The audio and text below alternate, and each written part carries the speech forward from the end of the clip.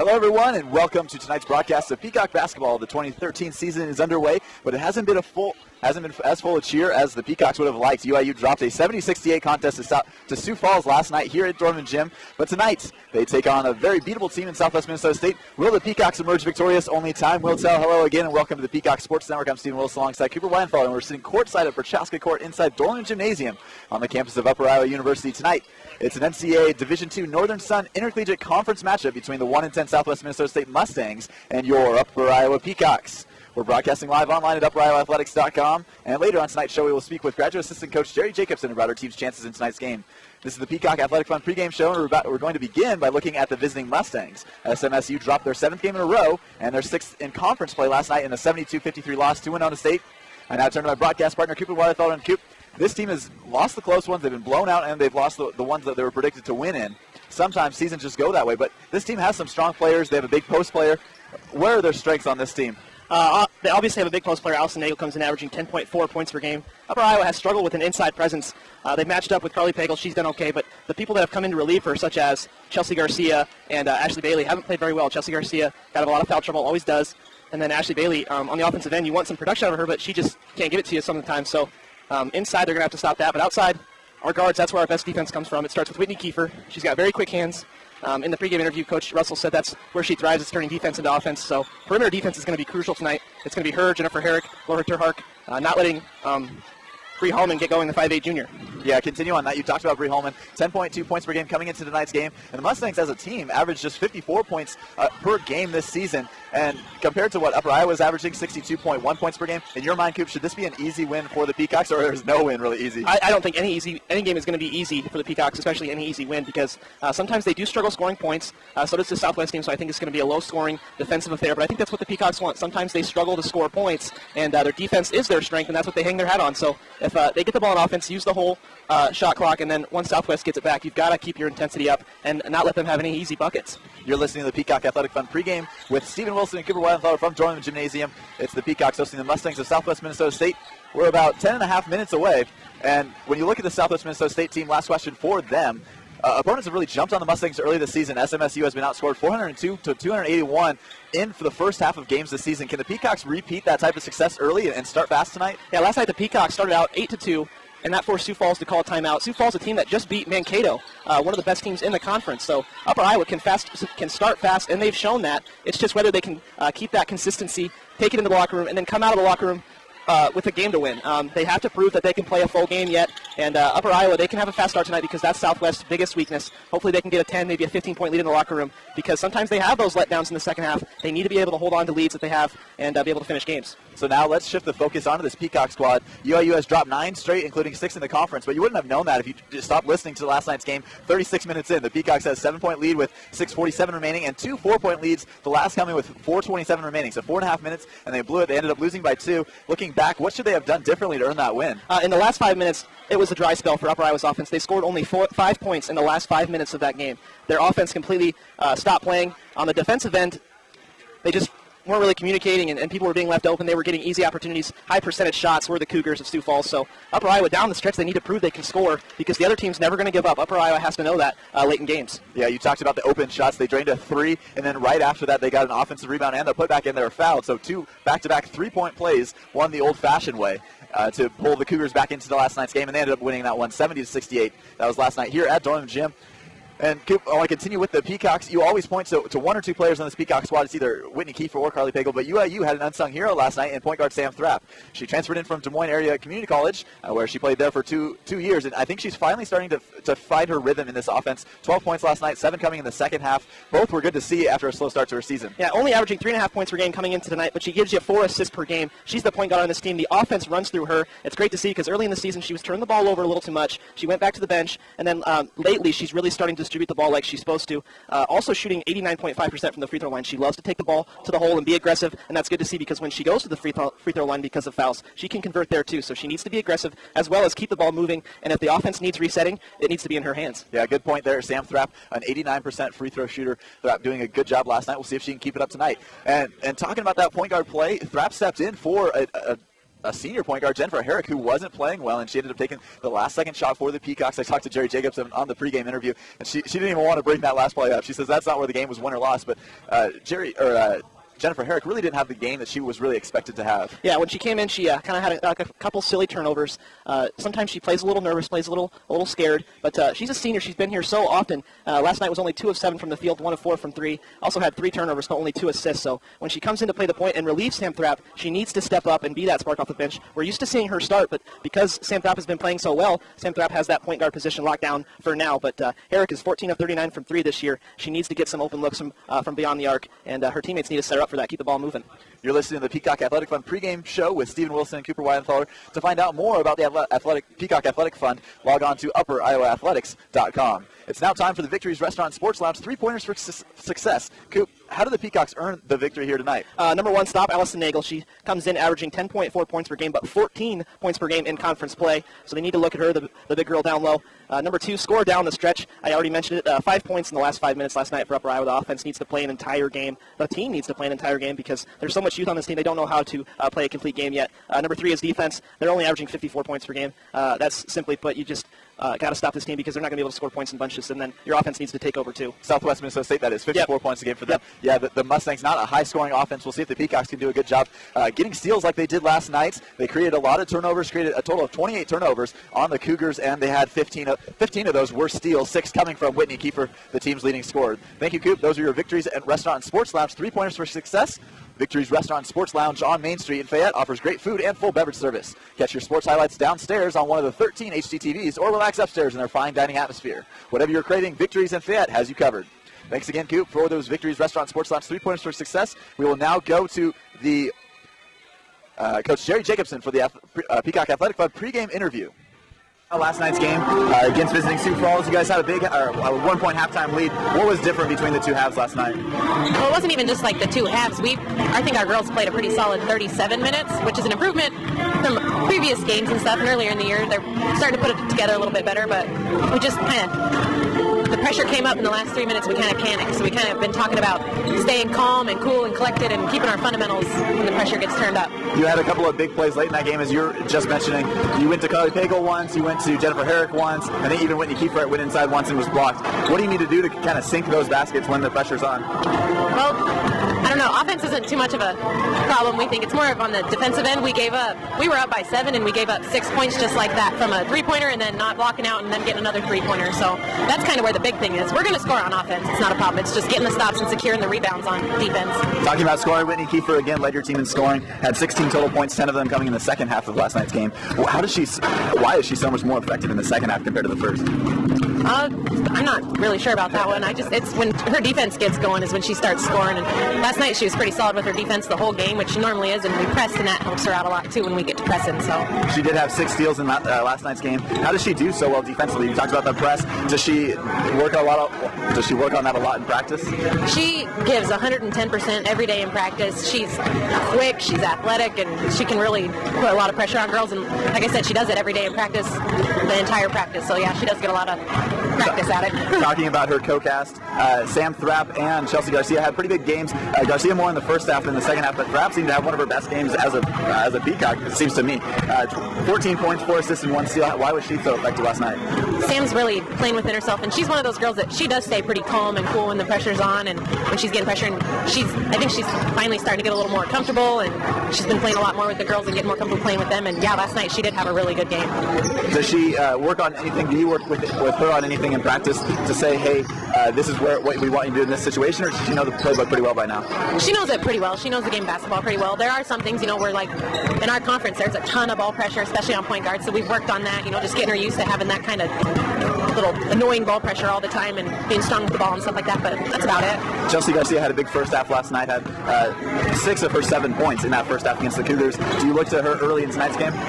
It's like I said, defense is our main focus. On offense, it's kind of whoever's taking the good quality shots and whoever's ready to shoot and stuff like that, and who's playing within themselves and within their strengths. And defensively, that's where we're really focusing on, is them getting stops and getting steals and playing fundamentals that we've been teaching.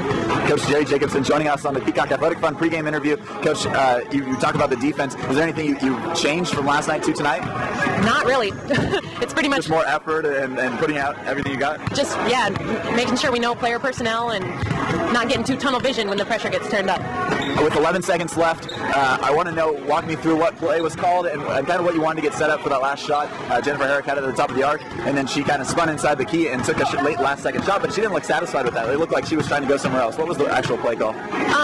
We have a little play that we love to run at the end of games. And was she the one who was supposed to be taking the last shot, or was it supposed to go somewhere else? I don't really want to focus on the last play of the game because it didn't really, that's not what determines the entire game. There are other parts we could have worked on, but we executed the play to perfection. We just didn't quite get the shot we wanted. Coach Jerry Jacobson joining us on the Peacock Athletic Fund pregame interview. Tonight's game, playing against Southwest Minnesota State, they were kind of blown out, and they haven't had the best record this season so far. What does this team do well offensively that you guys need to focus on when you're playing on defense? They run well in transition, and they have a pretty good post presence, so we got to make sure we come out and our post play pretty solid defense and don't let them drive. They're really into driving, so we got to make sure we can cut that off. You talked about the post play. Carly Pagel's seen some of the best posts so far in the conference. Has that helped her, and does that kind of prepare her for tonight? I think so. Like she gets a pretty good challenge every time she comes out on the court because they're usually upperclassmen that she's up against, so I think it prepares her well for every game.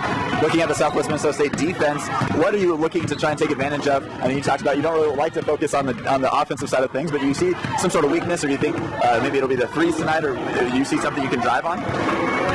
I'm going to do this again, but it's mainly from our defense. We want to get steals and stops so we can run. That's where our team really benefits, is when we can get out and run and get layups and three-pointers in transition. You talked about, actually I talked to Coach Adam Estes yesterday about getting that fast break opportunity going, and you're talking about getting the steals and getting the defense, but do you kind of look to push the ball the same way as if you were to get a steal when you're just bringing it in, like inbounds from your baseline? I like to, yes. I think anytime you can run, it at least gets the other team kind of frazzled that, oh shoot, they're already down the court, we got to get ready, but it's just taking any advantage that we can get. Yeah. And if we push it, we might have an advantage. So, Coach Jerry Jacobson joining us on the Peacock Athletic Fund pregame interview. Coach, one last question. What is the number one thing your team needs to do tonight to get the win? Play for 40 minutes. Not 36. Not 37. Coach, thanks for joining us. Appreciate your time. That was Coach Jerry Jacobson joining us on the Peacock Athletic Fund pregame interview, and we wish her luck tonight. The Peacock Athletic Fund is committed to providing resources to Upper Iowa University, student athletes through gifts that allow them to become champions in the classroom, on the field, and in life.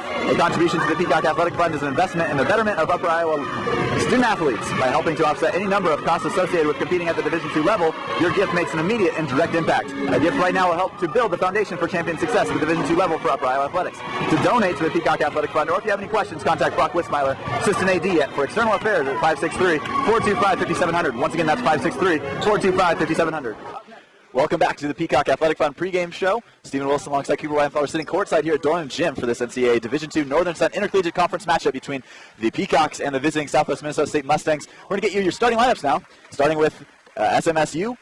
Starting at guards, a 5'10" freshman out of Bruce, South Dakota, Michaela Sadoff, number 11. Starting also at guard is a 5'8" junior, number 14, averaging 10.2 points per game. Second on the team is Bree Holloman. At number 23 is Rebecca Rolling, a 5'9" junior guard out of Bancroft, Iowa. Starting at forward for the Mustangs is number 24, Ellen Degler.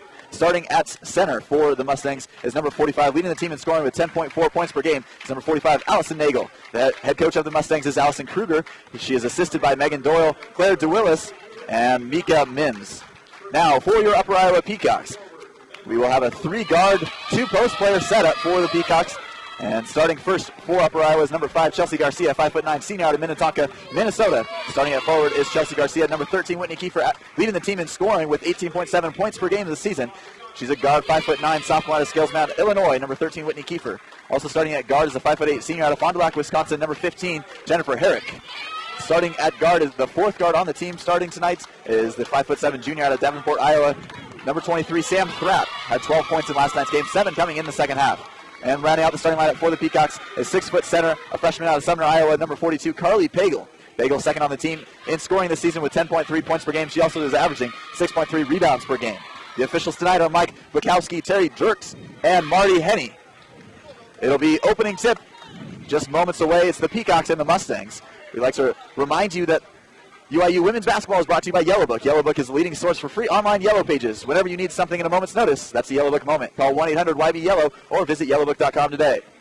Women's basketball is also brought to you by Scott Pharmacy and Fayette. Scott Pharmacy and Fayette invites you to step in for all your prescription and non-prescription pharmaceutical needs. Located at 238 South Main Street in Fayette. Call toll-free 1-800-246-0024. Scott Pharmacy, a proud sponsor of Upper Iowa University Peacock Athletics. We're seconds away from the opening tip. It's Pagel going against number 45, Allison Nagel. 6 foot versus 6'3", and it's 6'3" that wins. Nagel gets the rebound. So Southwest will get the opening possession here from Dorman Gymnasium. We're 10 seconds in. They go straight inside to Nagel. Run a little pick and roll action from 15 feet out. Guarded by Chelsea Garcia. Moves to her right now, looking for someone to go to. Backdoor cut, though, from Breed Holloman, and Holloman converts on the easy layup. Holloman, their second leading scorer coming in this game. Upper Iowa had no idea that she was in the middle of the lane. They need to know where she is on the floor. That backdoor cut fooled some of the Peacock defenders as they go try and answer right back with Carly Pagel inside. She misses the easy layup, though, from 2 feet out, and it's the Mustangs coming back the other way. Bringing it past half court is Sadoff. Going to the corner, though, for a three is rolling. Not able to connect. Sam Thrapp comes down with the rebound.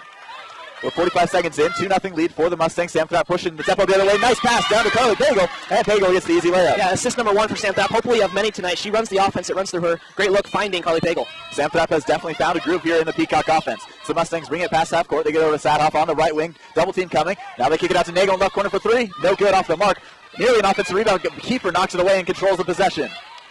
Now it's Herrick bringing the point up for the Peacocks. Gets it over to Sam Thrapp on the right wing. Moving around, finds Chelsea Garcia, and it gives him assist number 2 for Sam Thrapp as Chelsea Garcia scores down low. Yeah, Sam Thrapp, keep the pressure on and keep Southwest out of position on the defensive end, and then maybe get some traps here on the defensive side. Holloman and stolen away, though. It was number 11, Sadoff, had it tipped away by Keeper. Nearly a steal for the Peacocks. 3-point attempt off the mark from Southwest Minnesota State, and it's a loose ball on the ground, and the referees will signal jump ball. So possession arrow will go to the Peacocks. And it'll be Chelsea Garcia inbounding it from her own baseline. We're a minute and 45 seconds in, and the Peacocks have looked good so far, especially because of Sam Thrapp. Yeah, Southwest also taking a lot of threes on there and shooting under 30% coming in from there, so Upper Iowa doesn't have to worry about that as much as the inside game. Sam Thrapp will bring it past half court for the Peacocks. We're 2 minutes in. She finds Carly Pagel down low again. Pagel not able to finish, though. She's only made 1 of her 3 layups down low inside the paint. We have a trap on the near baseline, and the ball goes out of bounds.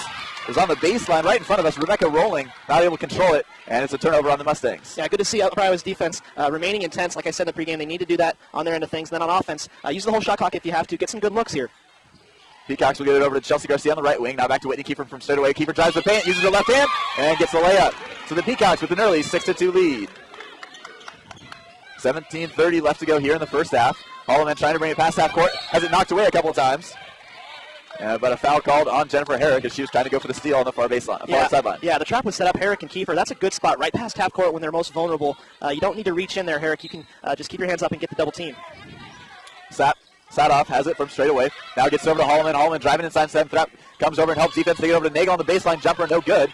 Herrick with the rebound. Herrick coming the other way quickly for the Peacocks. 17-16 left to go here in the first half. Kiefer gets it inside to Pagel. Pagel working against Nagel. Not able to get the right-handed hook over her right shoulder to fall. And it's the Mustangs coming quickly the other way. That's Rolling, trying to go inside, but stolen away by Pagel.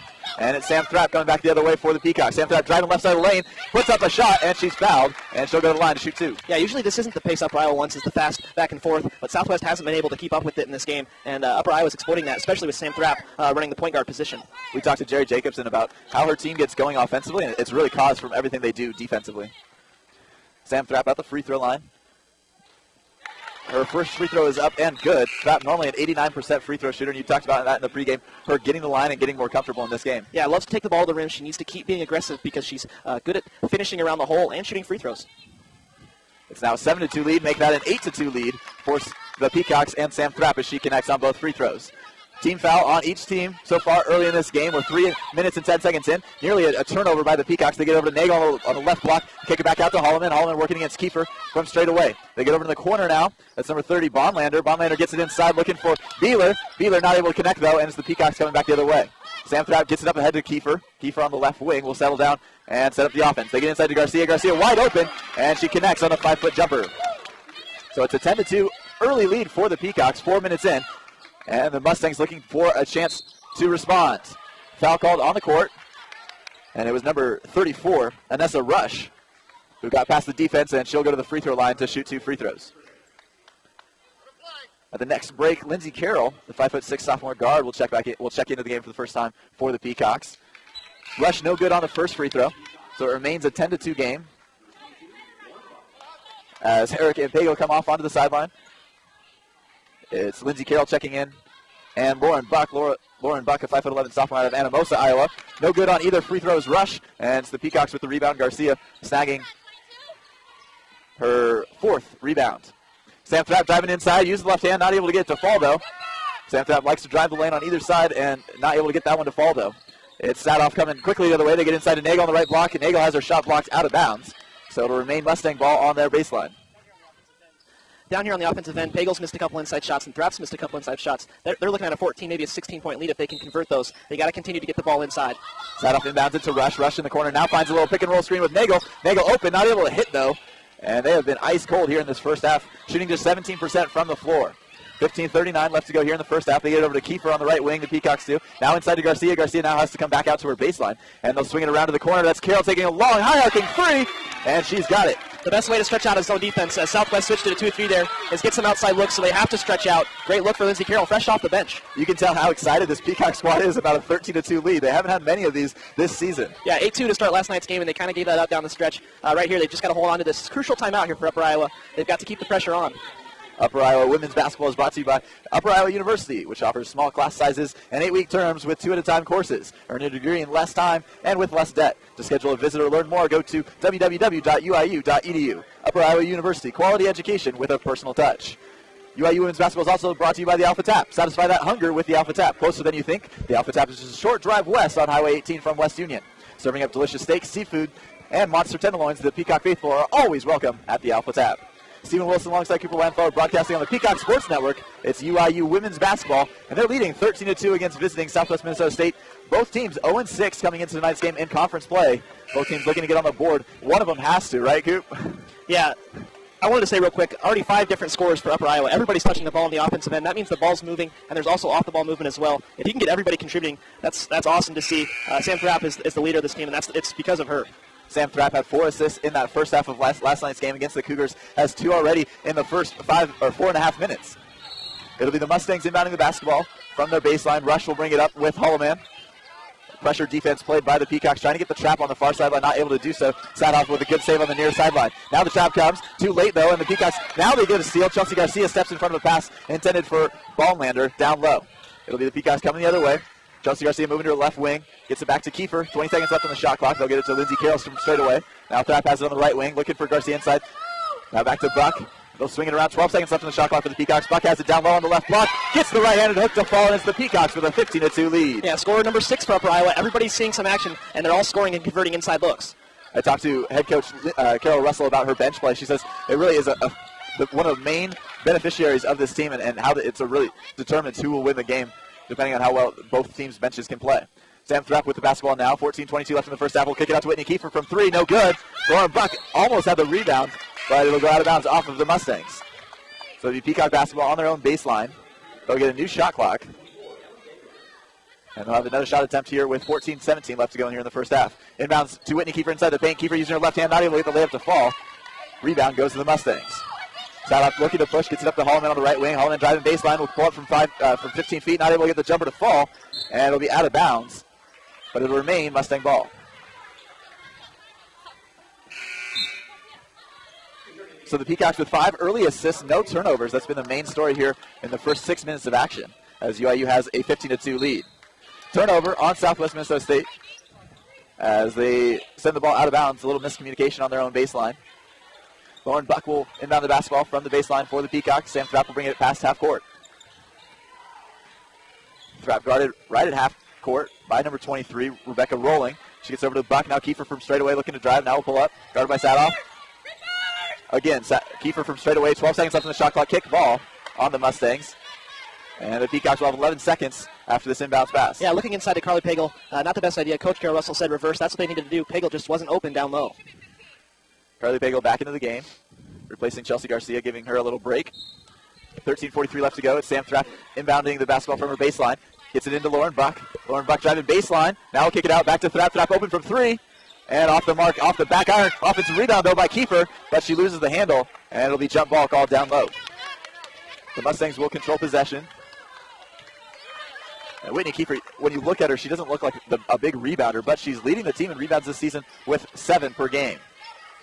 Holloman brings it past half court for the Mustangs. Has it knocked away by Carroll, but the Mustangs recover. That's number 24, Degler, who finds Sadoff. Sadoff in the paint. No good on her layup, but offensive rebound by Degler, and Degler will get the putback. Yeah, Upper Iowa had a couple players here out on the perimeter that just forgot to crash and box out for some rebounds, and that left a wide open Mustang down low. 13 minutes to go here in the first half. Peacocks now with a 15-4 lead. It's been a slow start for the Mustangs. Sam Thrapp has it on the right wing for the Peacocks. Now over to Kiefer. Back to Thrapp. Inside to Pagel. Pagel with 13 seconds on the shot clock goes inside. Now we'll kick it out to Lindsey Carroll. She called for it. Now needs to do something with it. Gets it over to Sam Thrapp on the right wing. Thrapp pulls up from three again. And Thrapp's got it from three. And it's an 18-4 lead for the Peacocks. Yeah, this offense is playing so well. They're moving the ball. It's never stopping. It gets to the top and goes to the other side. A great look there for Sam Thrapp. Counted on for her assist. Be awesome if she'd give us some points. 12.5 minutes remaining here in the first half. 18-4 Peacocks lead. Degler trying to answer for the Mustangs. Not able to get the layup inside, but gets her own rebound. Now double teamed on the baseline. Finds Holloman. Holloman puts it up. Gets the bucket. And will go to the line for a chance at a 2+1. So Bree Holloman working down low. Saved Degler, who was trapped on her own baseline. And Holloman will go to the free throw line. Holloman normally a 54% free throw shooter. She's made 17 of 31 coming into tonight's game. She has 2 points tonight on the early bucket. One of only 3 buckets for the Mustangs. No good on the free throw. Lauren Buck will rebound it for the Peacocks. Sam Thrapp will bring it past half court. 12:15 remaining here in the first half. Stephen Wilson alongside Cooper Widenthaler broadcasting courtside from Dorman Gymnasium. Lindsey Carroll has it for the Peacocks from straight away. Now over to the right wing, Lauren Buck. Lauren Buck finds Kiefer on the baseline, but Kiefer turned it over. I believe it was 3 seconds in the lane. I want to say on Carly Pagel. She just got kind of complacent down there in the lane. So she needs to know how long she's been in the lane and keep her body moving so she can get the ball. 12 minutes remaining. That was just the second turnover on the Peacocks. They do have 6 assists, so they're doing a good job passing the ball early in this game. Jumper taken on the baseline. That was number 23, Rebecca Rolling, 5'9" junior guard of Bancroft, Iowa. Sam Thrapp will bring the ball up. Laura Hart looking to answer from 3, way downtown, not able to get it to fall. But it'll go out of bounds off the Mustangs. Peacocks will recontrol possession. Peacocks need her outside shooting. Last year she was very dangerous, potent scorer from outside the arc. This year really hasn't been able to get herself going because of an injury, but she's healthy now, and Peacocks need to look for her. Sam Thrapp will inbound a basketball from her own baseline, gets into Pagel. Pagel fouled as Pagel had it in the lane and went up for the shot. Drew some contact. Yeah, got the ball just below the free throw line and kept the ball high, didn't dribble it, and was able to get a shot up. Didn't get it to go because of the tip ball, but gets 2 free throws here. Carly Pagel at the line, shooting 2. Her first free throw is up and too strong off the mark. Pagel normally a 57% free throw shooter. In last night's game, she went to the line only once and missed her only free throw. Misses them both here as the Peacocks had a chance to improve on their 18-8 lead with 11:34 left to go here in the first half. The Mustangs bring it up, get it into the corner. 3 taken, no good. But an offensive rebound on the baseline, trying to go inside. Holloman has it now, working against Sam Thrapp, has it knocked away. Sam Thrapp gets possession, but not able to control it, and it's the Mustangs again getting lucky, getting bailed out, and they got the ball back. Now on the right wing, Mustangs looking for someone to go to. They find Degler. Degler working against Buck, gets her in the air, goes around her. Laura Hart strips her, though, and Laura Hart gets on the floor, and we have another jump ball call. And it'll be Peacock ball as they get the possession area. Yeah, Terhart was helping down low, very quick hands, and able to create the jump ball. Good to see some defense from a point guard coming down playing the post. Lydia Winkler will check into the game for the Peacocks. Winkler is 6'2" sophomore out of Castle Rock, Colorado. Started the first couple games of the season, has since gone to a bench role, and is filling in for Carly Pagel, giving her some much-needed rest. Sam Thrapp will bring it past half court. 11 minutes remaining here in the first half. Peacocks trying to get the ball to the corner to Whitney Kiefer, but it's knocked out of bounds off the Mustangs. And it'll be Kiefer inbounding the basketball from the sideline. 10:52 and counting here in the first half. Peacocks inbound the basketball to Sam Thrapp. 17 seconds left on the shot clock. Thrapp from straight away calling the offense. Gets the high screen from Lauren Buck. Now they're trying to set up Laura Hart from way downtown. Off the mark, she was short on that one. You think that was a little bit too far out of her range. Stolen away, though, as the Mustangs tried to get it up ahead. It was Sam Thrapp on the near sideline who had it, but she stepped out of bounds right after she stole it away. So Sam Thrapp has had a pretty good start to tonight's game. She had a great game last night, 12.7 coming in the second half. She already has 5 points in tonight's game, 2 assists, 1 rebound, and 1 steal. We have a stoppage on the court with 10:32 remaining. We're going to take a quick timeout. I'd like to remind you, UIU women's basketball is brought to you by Coke Zero, real Coke taste, and 0 calories. Mustangs inbound the basketball, but kick ball by Whitney Kiefer. So the Mustangs will inbound the basketball from their far sideline. Rebecca Rolling will inbound it to Sadoff. Sadoff double teamed by Terhart and Kiefer, but she's able to get it over the head. And Degler trying to get it down low, off her hands and out of bounds. I think that started with the trap over there in the corner for Upper Iowa with the kick from Whitney Kiefer. The pressure has been on all game, and Southwest kind of panicked there and tried to get something down low, but the pass just was errant. Sam Thrapp bringing the basketball up for UIU. We'll get it over to Whitney Kiefer, guarded by Nagel on the far sideline. Now they'll swing it around to Lauren Buck on the right sideline. Buck trying to get someone to go to, trying to find someone. They get over to Kiefer, back to Buck. Inside pass to Winkler. Winkler wide open down low, and she gets the layup. Yeah, Lauren Buck, somewhat of a baseline runner down there, got the ball and got rid of it quick because she saw Winkler was open. This is a 4-2 run. That 4-0 run for the Mustangs is actually broken by that bucket from Winkler. We have a jump ball right in the middle of the court as it was a successful double team by Winkler and Sam Thrapp. The Mustangs will inbound the basketball right in front of the scorer's table with 9:48 left to go here in the first half. It's Sadoff, gets it over to Rush. Rush guarded by Kiefer right about half court. Over to the far sideline, dangerous pass though to Rolling. Rolling gets back to Rush, inside pass to Degler, finds Nagel down low, and Nagel gets the bucket on the easy layup. Yeah, Nagel snuck behind Winkler there, who's the weak side defender, and was able to get an easy layup to go. Three taken in the corner from Shahar, partially blocked. And it'll be a foul called on Chelsea Garcia. She was going for the rebound, collided with one of the Southwest Minnesota State players down low. It's 20-10, 9.5 minutes remaining here in the first half. Olivia Winkler will have a seat. Ashley Bailey will check into the game for the Peacocks. Bailey, a 6-foot sophomore out of Indianapolis, plays that forward and center position for the Peacocks. And the Peacocks move into a zone defense right now, a 1-2-2. As they get it inside, the Mustangs do. Down low pass on the baseline to number 23. That's Rolling, and Rolling converts the layup. Yeah, nobody was on the left side of the floor for Upper Iowa. They just forgot to account for everyone. Another easy bucket down low for Southwest. Sam Thrapp on the right corner. Now finds Kiefer. Kiefer driving inside. Gets it to Ashley Bailey. Ashley Bailey wide open, but she misses an easy layup. So it's 20-12. The Mustangs slowly are catching back up. 8:48 left to go here in the first half. Driving inside is number 24. That's Degler. Degler off the mark on a 12-footer. And Whitney Kiefer pulls down the rebound. Sam Thrapp will bring up.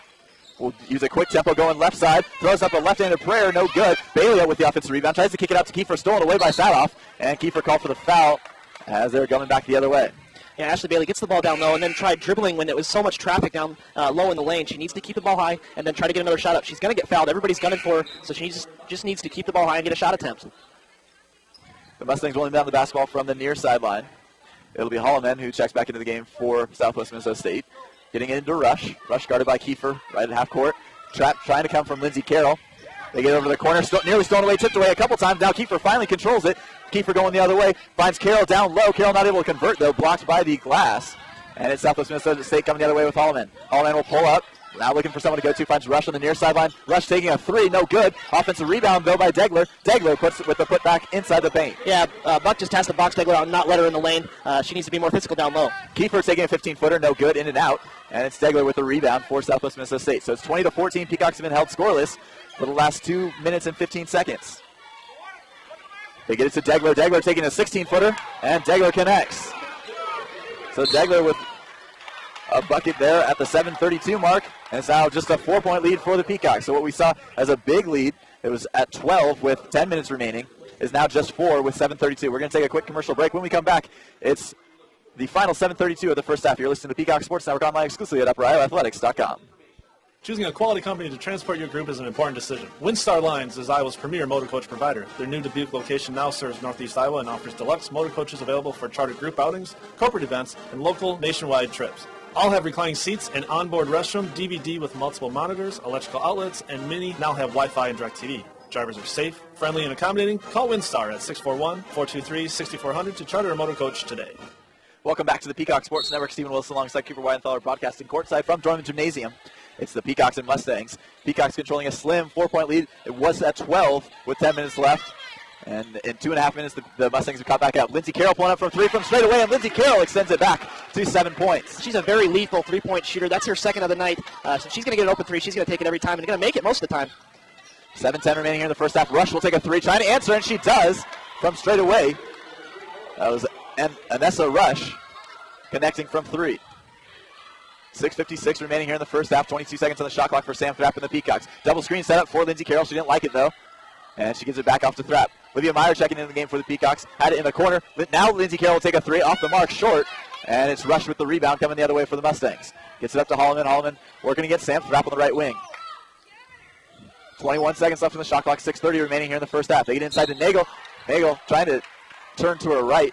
Chelsea Garcia was trying to poke that ball away, but she was called for the foul. When you're running a 2-3 zone there and the ball comes into the high post, the middle person in the back of your zone doesn't do that, doesn't guard that. One of your guards guards the top of the key, especially up in the elbow. Your back three in your zone just need to stay put down low. 23-19, Stephen Wilson alongside Cooper Widenthaler. Peacocks with a 4-point lead, trying to get their first win in NSIC conference play. Mustangs inbound the basketball to Rush. Rush will swing it on to Hallman. Hallman's pulling up from 3 off the back iron. Nearly an offensive rebound, though, down low, but Lindsey Carroll comes down with it for the Peacocks. 6:16 remaining here in the first half. Sam Thrapp bringing it up for the Peacocks, calling for an offensive set, calling for the screen from Carly Pagel. Uses the screen, moving right. Now gives it off to Lauren Buck from straight away. Gets over to Olivia Meyer, the left-hander on the left wing. 5:59 and counting here in the first half. 10 seconds left on the shot clock. Now 6. Olivia Meyer trying to get work, trying to get it to someone. Sam Thrapp has to pull it from way downtown off the front iron, and an offensive rebound by Lauren Buck. So they'll get a new 30-second shot clock. And the Peacocks with another chance to score here with 5:43 left to go here in the first half. Olivia Meyer has it from straight away, guarded by Nagel. Now Lauren Buck has a mismatch with Rush. They get inside to Carly Pagel. Carly Pagel good on the layup. And it's now a 25-19 lead for the Peacocks. Rush brings it up. Now gets it over right in front of us to Rolling. They get inside to Nagel. Nagel will pull it from 15 feet, and Nagel connects on the jumper. So it's 25-21. Each blow the Peacocks give, the Mustangs answer right back. Sam Thrapp looking inside again to Pagel on the right block. Pagel using a little spin move up and under. Left-hand hook, no good, short. Offensive rebound, though, and putback. Yeah, great shot there from Carly Pagel. Didn't give up after her first shot. They emphasized crashing the boards, and that's exactly what she did to get a second opportunity. So back-to-back buckets from Carly Pagel.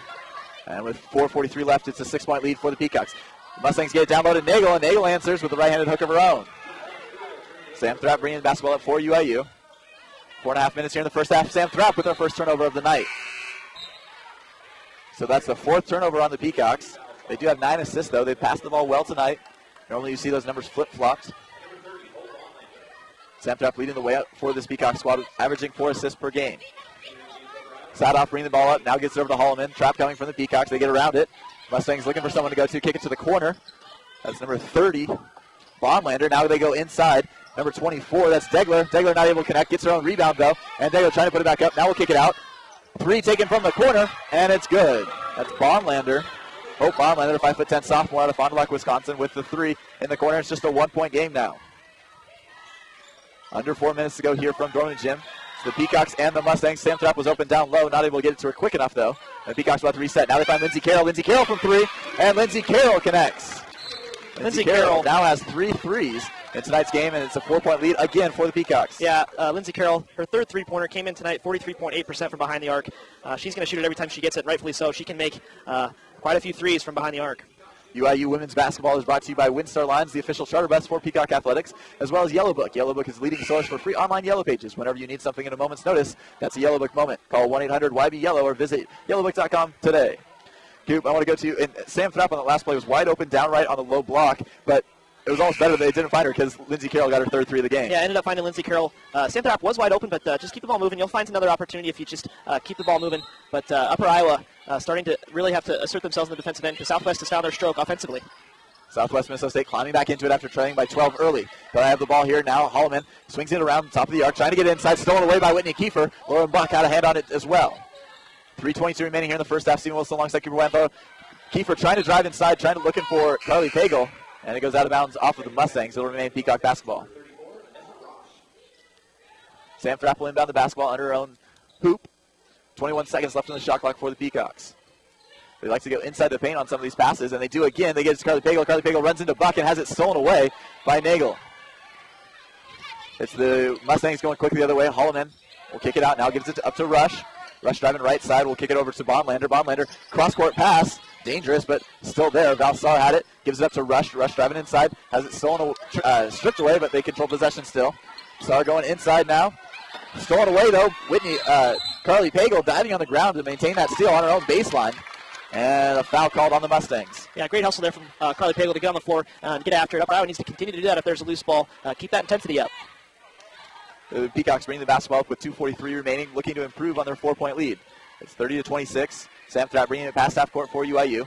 They get to Lauren Buck from straight away. Heavy pressure by this Minnesota State, Southwest Minnesota State team. Whitney Kiefer driving left side, gets the layup off the glass, and she's fouled, so she'll go to the line, shoot 1. Yeah, Whitney Kiefer now with only 4 points, hasn't really got going yet. Does have 3 rebounds, but she's going to see the ball a lot more often as this game progresses. Kiefer, normally an 81% free throw shooter. She's leading this Peacock squad with 18.7 points per game. She had 16 points in last night's loss to Sioux Falls. Kiefer good on the free throw, converts the three-point play. And with 2:30, it's now a 7-point lead for the Peacocks. We have a stoppage on the court. Shot clock was a little slow to react. We'll reset it to 28 seconds. It'll be Bree Holloman, the Mustangs' second leading scorer of the season, inbounding the basketball from the near sideline. They get it back to Holloman on this near corner. Now Sam Thrapp, Carly Pagel double teaming here, looking for someone to go to, finds Rush, and they'll swing it around the perimeter. They get over to Nagel. Now cross-court pass to Rush. Rush has it knocked away by Kiefer. Driving on the ground is Carroll, not able to get it though, but finally stolen away by Lauren Buck. Lauren Buck going quickly the other way. They have a 2-on-1. Lauren Buck will take it herself. Left-handed layup, good.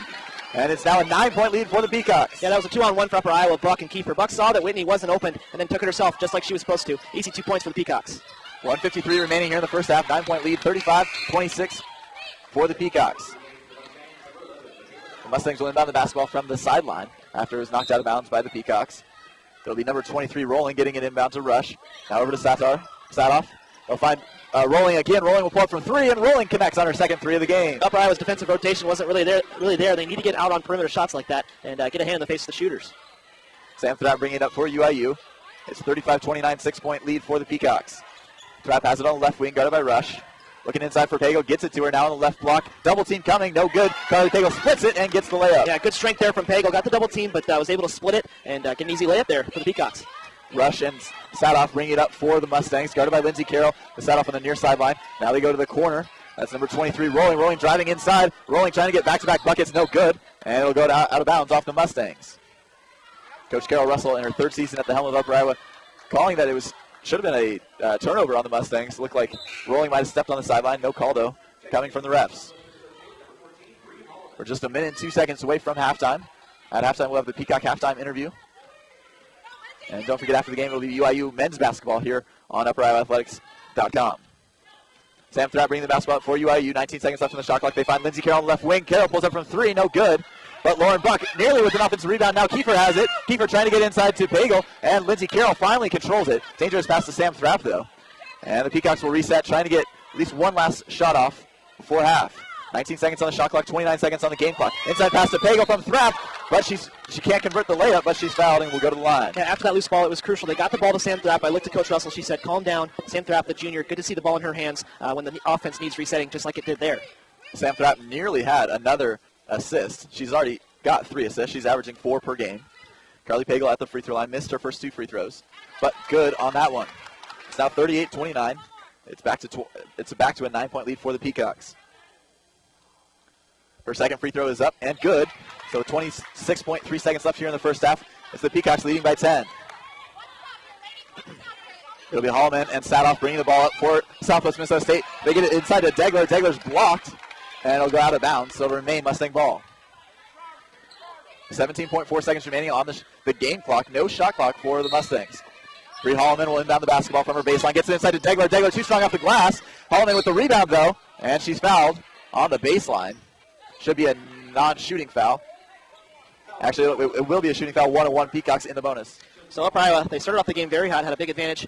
Then it got down to a 1-point lead, but they are now on a 12-3 run here since the 3:58 mark. So that's good to see the Upper Iowa's regain some momentum here. Bree Hallman good on the first free throw.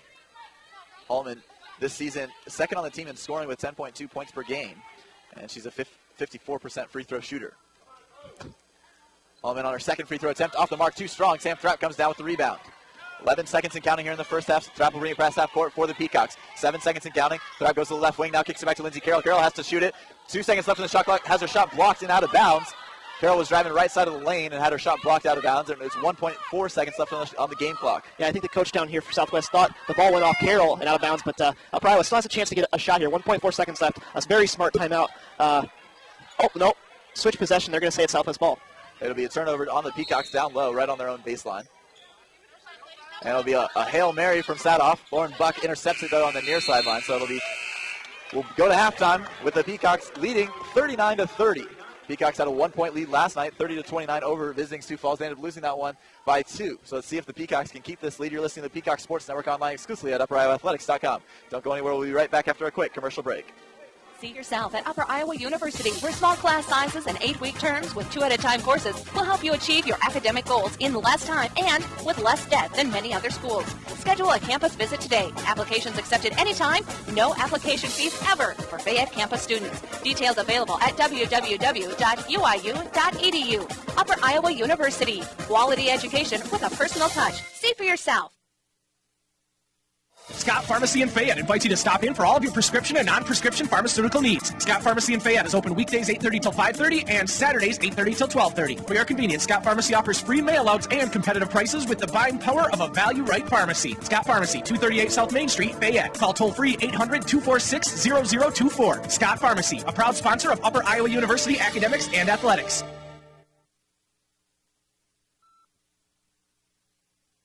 Choosing a quality company to transport your group is an important decision. WinStar Lines is Iowa's premier motor coach provider. Their new Dubuque location now serves Northeast Iowa and offers deluxe motor coaches available for charter group outings, corporate events, and local nationwide trips. All have reclining seats, an onboard restroom, DVD with multiple monitors, electrical outlets, and many now have Wi-Fi and DirecTV. Drivers are safe, friendly, and accommodating. Call WinStar at 641-423-6400 to charter a motor coach today. Welcome back to the Peacock Sports Network, online exclusively at UpperIowaAthletics.com. We have the pleasure of being joined by head men's basketball coach Brian Dolan. Coach, welcome to the Peacock Halftime Show. Thanks, Stephen. Appreciate you having me on. Coach, let's talk about last night's victory over Sioux Falls. The team had sloppy play, but as you said, a win's a win, and it's good to see your team get that win when they played like they did. Yeah, you can't roll the dice too often. We were fortunate to get out of Norman last night with a win. But I thought the guys did a nice job of hanging together and fighting through the struggles on the offensive end, and we came out with a win, and we'll take it. We talked about the health last night a lot. Tucker Wensing, Jake Hughes, Jake Shonka, even Sam Elgin were either banged up in that game against the Cougars or were banged up before that. What's your health like going into tonight's game against the Mustangs? Well, nobody got hurt today, so that's good. Nobody was in the hospital today, and so no, we're okay. No, everyone had a day to rest and to get ready for night. Sam's going to be more comfortable tonight with his nose. Tucker should be ready to go tonight, and Jake Shonka was a little sore just from playing on a sprained ankle. I don't know how many minutes he'll get tonight, but it's just part of the year. I mean, you got to play Friday, Saturday. You don't have much time to rest. We have an older group, veteran group that's used to this. They know what it takes, the toll on your body. So I don't think that will slow us down tonight. So we should be okay. Last night against the Cougars, we saw a combination of Jake Shonka, Tucker Wensing, and Kira Ogbonna. Will we see that same type of combination here tonight because of Jake Shonka's, because of all the injuries, really? Oh yeah, I mean usually, we've typically always played three post players. We just, with Kira not being eligible until Christmas and Mike's injury, we've been shut down to two. So yeah, you'll see all three of them tonight, and Southwest plays a little different lineups on the offensive end, and Kira's going to have to play a lot of five just with the way they play. So, we're not going to do anything different than we do, but, so the guys' playing time usually, the bench guys' time usually dictated based on matchups and who we're playing against. So you'll see a little different rotation tonight, that's for sure. Head coach Brian Dolan joining us, talking about the men's game here on the Peacock Sports Network tonight, starting at 8 p.m. against the visiting Mustangs. The Mustangs lost last night at Winona. They come in tonight. What kind of game are you expecting from them, and what do they do well offensively? Well, I expect the dogfight always is. I mean, they're definitely not. Anybody looking at their record, that's not indicative of how good they are. I mean, they're 6-7, but I mean, they've lost to Mankato by 1. They lost last night at Winona in overtime. They beat Sioux Falls by 10. They beat Wayne by however. They lost at Augie in a close game. So they played a tough non-conference schedule. So this is a team who went to the NCAA tournament last year and has 90% of their guys back. They just had a tough schedule to start with, and they've been in every single game. So what do I expect? What do they do? Well, they ball screen the crap out of you. And they're just going to set a ton of ball screens, and they're trying to shoot threes and layups. So we're going to have to guard ball screens well. We're going to have to guard penetration well. And we're going to have to rebound well because they're a very good offensive rebounding team because they send all their guys to the glass. So their little point guard, Bernard Birch, could end up, he's had nights where he's gotten 6-7 offensive rebounds. So those are going to be the big keys. There's not a lot of tricks to it. It's just going to be who's got the will tonight to get it done. You talk about guarding this team, and you talked about all the threes that they like to shoot. But your team has done a good job guarding against the three this season and really doing a good job on the defensive end. Is that something Coach Kevin Bradley has really implemented this offseason, or is that something you guys have worked on together and said, hey, we really need to buckle down as a defense this season if we want to be this good? I think the combination of everything. We put this style in a couple years ago. I think just like offensively, having a system that having older guys that are bought into it. I think from my perspective, we spent more time on it in the fall with some rule changes on what we could do with individual workouts and having more guys in there. And Coach Bradley has a lot of passion for it, and he does a great job. And And so I just think it was something that we just spent a little bit more time on this year, and having an older group back. And let's just be honest, we're a little bit more athletic on the perimeter too. Anytime you have that, you're going to be a little better defensively, allow you to do some different things. So I think one thing we've done a little better job this year is not being so vanilla either. We changed things up a little bit here and there without getting away from what we do, just changing up how certain situations. So I think that's helped us a little bit. But that's taking advantage of having an older group. You can do that. A year from now, we're not quite so old. We're not going to have too many tricks in the hat. We're going to have to just learn how to play one way before we can play, two ways. I know Jake Shonka has a couple tricks up his sleeve. He always does that slap of the ball right in the middle of the lane as soon as the other guy spins. Or a tendency on defense. I don't think he'll have that next year. Talk about your offensive play tonight. You guys get contributions on the offensive end from everyone on the court for the most part. Jake Hughes, Tucker Wensing, even Grant Lane coming off the bench. You're a pretty good scorer, at least shooting the three. Who do you think is going to have a good game offensively for you guys tonight? I think Tucker will play well tonight. I think Bo or Grant, one of those two will step up and make shots. I think everybody else will play their game. I'd like to see Tucker to have a breakout night tonight and get over last night, and I'd like to see somebody get hot from the three-point line. But we're going to see a lot of the same stuff we saw last night. A lot of zone, a lot of half zone, half man. Play zone for 10 seconds, switch to man. Play man for 15 seconds, switch to zone. We can't get caught up in that. We just got to play like we did last night and attack them when they're in that transition. That's why we got to the line last night. We did a good job when they were switching defenses mid-possession of attacking the rim and getting fouled. And we're going to do those same type of things tonight. Again, free throw shooting is going to be huge tonight. And, so from that end, we just got to make shots.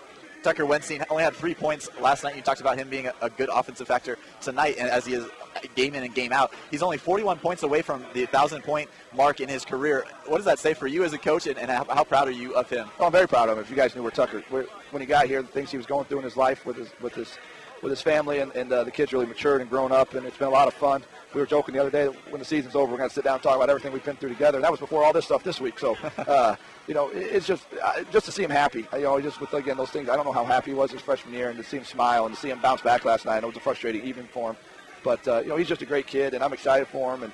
And I think if he wants the opportunity to play after this year, he'll have it. I'm not sure if he wants to or not, but he'll get his degree, and I'm sure we'll be in touch for a long time. Coach Dolan joining us on the halftime show here on the Peacock Sports Network. Stephen Wilson alongside Cooper Widenthaler. We're going to go to the halftime stats. Coach, thanks for joining us. Good luck tonight against Southwest Minnesota State. Appreciate it. Thank you. Coach Dolan joining us on the Peacock Athletic Fund halftime show. Let's get you some of those first half stats. The Peacocks leading the Mustangs 39-30, and I'll get Cooper back on the headset as we break down some of these sets. The Peacocks shot the ball pretty well in that first half, 42% from the field, but Southwest Minnesota State didn't do too bad of a job themselves, 44% from the field. Yeah, Southwest, very cold start. They weren't really getting anything going, but that's because Upper Iowa's defense was playing very well and communicating. They really started to get going, and then they were down by one at one point. That was 27-26. That's when Upper Iowa really turned it up. They ended that half on a 12-4 run. They shot 42% from the field to just 44 from Southwest. Cold start for Southwest, but Upper Iowa really hung in there, and when they had that 1 point lead, they proved something by going in the locker room with that 9-point advantage. Yeah, the Peacocks already with 7 steals defensively. They had 10 in last game's first half against the Cougars. They ended up with 15 steals in that game. That has to be one of the season best this year. And the Peacocks doing a very good job defensively, mixing up their zone coverages. Yeah, they've had man-to-man, they've had zone, they've had traps just past half court. 12 turnovers for Southwest, 7 of those steals from Upper Iowa. Only 5 turnovers on the offensive end for Upper Iowa, so that's usually flip-flop when Upper Iowa isn't playing well. They're not taking care of the ball, and the other team is stealing it from them, so that's good to see. They've kind of switched to ends there. Upper Iowa needs to continue to play good defense, but yeah, mixing it up on defense 2-3 and then a man-to-man is awesome to see as well. Yeah, and it hasn't been just one player doing well on defense for the Peacocks. It's Chelsea Garcia with 2 steals, Whitney Kiefer with 2 steals, and Lauren Buck also has 2 steals, and then Carly Pagel has a steal as well. Sam Thrapp had a steal on the baseline and nearly was off and running, but she stepped on the baseline right before she controlled the ball. Offensively for the Peacocks, it's really been Carly Pagel leading the way in scoring, but getting good passes from players like Sam Thrapp. Yeah, Sam Thrapp doing a really good job of setting up the offense. 3 assists to 2 turnovers. Could be a better ratio, but she's still leading the offense well. Real quick, I was just talking to Howie Thompson, SID at Upper Iowa. Lauren Buck has been a stat stuffer so far. 4 points, 4 rebounds, 3 assists, 2 steals, 1 block. She's everywhere coming off the bench, providing a really good spark for Upper Iowa, especially down low. A very tall, lanky player, and has used that to her advantage. Upper Iowa continue to look for her, but Sam Thrapp, it starts and ends with her. If she's not playing well, this offense isn't doing very much. Yes, you talked about the stats for Lauren Buck. Those 4 rebounds, 3 coming off the defensive glass. 12 defensive rebounds total for the Peacocks, 13 for the Mustangs. Both teams are tied with 20 total rebounds. the Peacocks getting the free throw line 7 times in that first half, connecting on 5 of them, and a perfect 2 of 2 is Sam Thrapp. Yeah, Sam Thrapp 2 of 2 from the line, came in shooting 89% from the charity stripe, 5 of 7. Hopefully you can see more free throws from Upper Iowa, but after calling the men's game last night where they made 39 free throws, no free throw total is enough, but continue to attack the hole and get to the free throw line because Upper Iowa can convert from the charity stripe if they need to. We saw a lot of players score in that first half. Olivia Winkler had 2 points, Lauren Buck had 4, Lindsay Carroll had 9 points, all coming from beyond the arc. She was 3 of 5 from deep. Sam Thrapp had 5 points, as did Whitney Kiefer, who was 2 of 5 from the floor and 1 of 1 from the free throw line. Chelsea Garcia had 4 points, and Carly Pagel rounded out the scoring with 10 points in that first half. A good first half from her. Yeah, really good to see. A lot of different scores for Upper Iowa. I believe it's 7 different scores. When they were making that opening game run, 5 different people got on the board as far as points are concerned. So that's good to see that everybody is contributing. It's been a total team effort here for Upper Iowa. So they need to keep that up and not just rely on your studs, Whitney Kiefer and Carly Pagel. This is the Peacock halftime show with Stephen Wilson and Cooper Widenthaler sitting courtside at Dorman Gym on the campus of Upper Iowa University. It's the Peacocks and the Mustangs. Peacocks with a 39-30 lead here at halftime. And the Peacocks finished that first half on a 12-4 run in the final 4 minutes. Boy, wouldn't you have liked to see that last night in the final 4 minutes of that game. Yeah, last 5 minutes of that game, they only had 5 points. The offense just kind of went away. Very big dry spell for Upper Iowa. Locker room speech was crucial for this halftime. Coach Russell, all she needed to say was just keep the pressure on and keep doing what you're doing. Communication needs to stay high, and on defense, just continue to play with the intensity that you have. They've gotten steals, and then the bench has gotten into it and yelled, and they're hooting and hollering and letting the team know that they're behind them. So just keep doing what you're doing and keep having fast hands there. The Peacocks are doing a good job holding the Mustangs' leading scorer, Allison Nagel, to just 6 points in that first half. She comes into tonight's game averaging 10.4 this season. Nagel is just 3 of 7 from the floor. The leading scorer for the Mustangs was Ellen Degler. Degler is 3 of 6 from the floor, had 6 points, 7 rebounds, 5 of them on the offensive glass. Really the main contributor on offense for this Mustang squad. Also leading the way for SMSU was Rebecca Rolling, had 7 points, 1 of them coming from beyond the arc. Yeah, they have shot the ball 3 of 8 from behind the arc. That's 37.5%. So they missed their first 2 or 3 from behind the arc, and now they've really started to find some open looks from behind the 3-point line. So Upper Iowa just needs to, if they're going to be in zone, make sure you stretch out and get hands in the face of shooters. Man-to-man, communicate, maybe switch on all screens if you're Coach Russell, but everyone has to be accounted for on the defensive end. 10 assists for both teams, but the big story in that first half was only 5 turnovers for the Peacocks compared to 12 turnovers for the Mustangs. We'll see if they can keep it up in the second half. This is the Peacock Sports Network. Stephen Wilson, Cooper Widenthaler. We're about 12 seconds away from the start of the second half. It'll be the Peacocks getting the ball first. UIU women's basketball is brought to you by Yellowbook. Yellowbook is the leading source for free online Yellow Pages. Whenever you need something in a moment's notice, that's a Yellowbook moment. Call 1-800-YB-YELLOW or visit yellowbook.com today. We'll get you the scores around the NSIC at our next commercial break. A lot of scores in the final already. This is one of the later games around the conference, at least for women's basketball. Sam Thrapp will get the basketball first for the Peacocks. She'll go over to Whitney Kiefer on this left corner, and they'll get it to Chelsea Garcia. Same starting lineups for the Peacocks in their navy blues, and their peacock blues. And it'll be a turnover on the first possession for the Peacocks as Jennifer Herrick went over and back. And that's the 7th turnover on the Peacocks. 6th turnover on the Peacocks. Yeah, last night Herrick came into the game, had a couple of turnovers. That was kind of silly there here tonight too. So she's just got to take care of the ball better as a senior leader. Sadoff has it from straight away. Now they get it inside. Back to Sadoff. Sadoff pulls up from 5 feet out. Off the mark. Offensive rebound, though, by Holloman. Holloman with the putback, and she's fouled. So 2 consecutive offensive rebounds. Their second chance points has been a nightmare for Upper Iowa from the opponent. You've got to box out, and you can't let them get another opportunity. But looks like we're going to have a timeout here from Coach Russell. So Upper Iowa leading 39-30, 19-26 left in the first half. We're going to take a quick break and come back here as we have Division II NCAA basketball, Upper Iowa versus Southwest Minnesota State here from Dorman Gymnasium. Look, presents quick. Make a decision now. Today's contestant has been wrapped in chains, locked with padlocks, and lowered into an incredibly deep pool of water. Sally, if you need a locksmith at night, would you A, dial 411, B, go to yellowbook.com. Close enough. Yellowbook.com. When you need something at a moment's notice, that's a Yellowbook moment. Get the information you need online, on your mobile, or in the book. The moment you need it, Yellowbook it. Call 1-800-YB-YELLOW or visit yellowbook.com today. Welcome back to the Peacock Sports Network. Stephen Wilson alongside Cooper Widenthaler broadcasting courtside from Dorman Gym. It's the Peacocks and Mustangs. Bree Holloman for SMSU is at the free throw line, missing her first free throw. We're scoreless here in the second half. We're only 30 seconds in.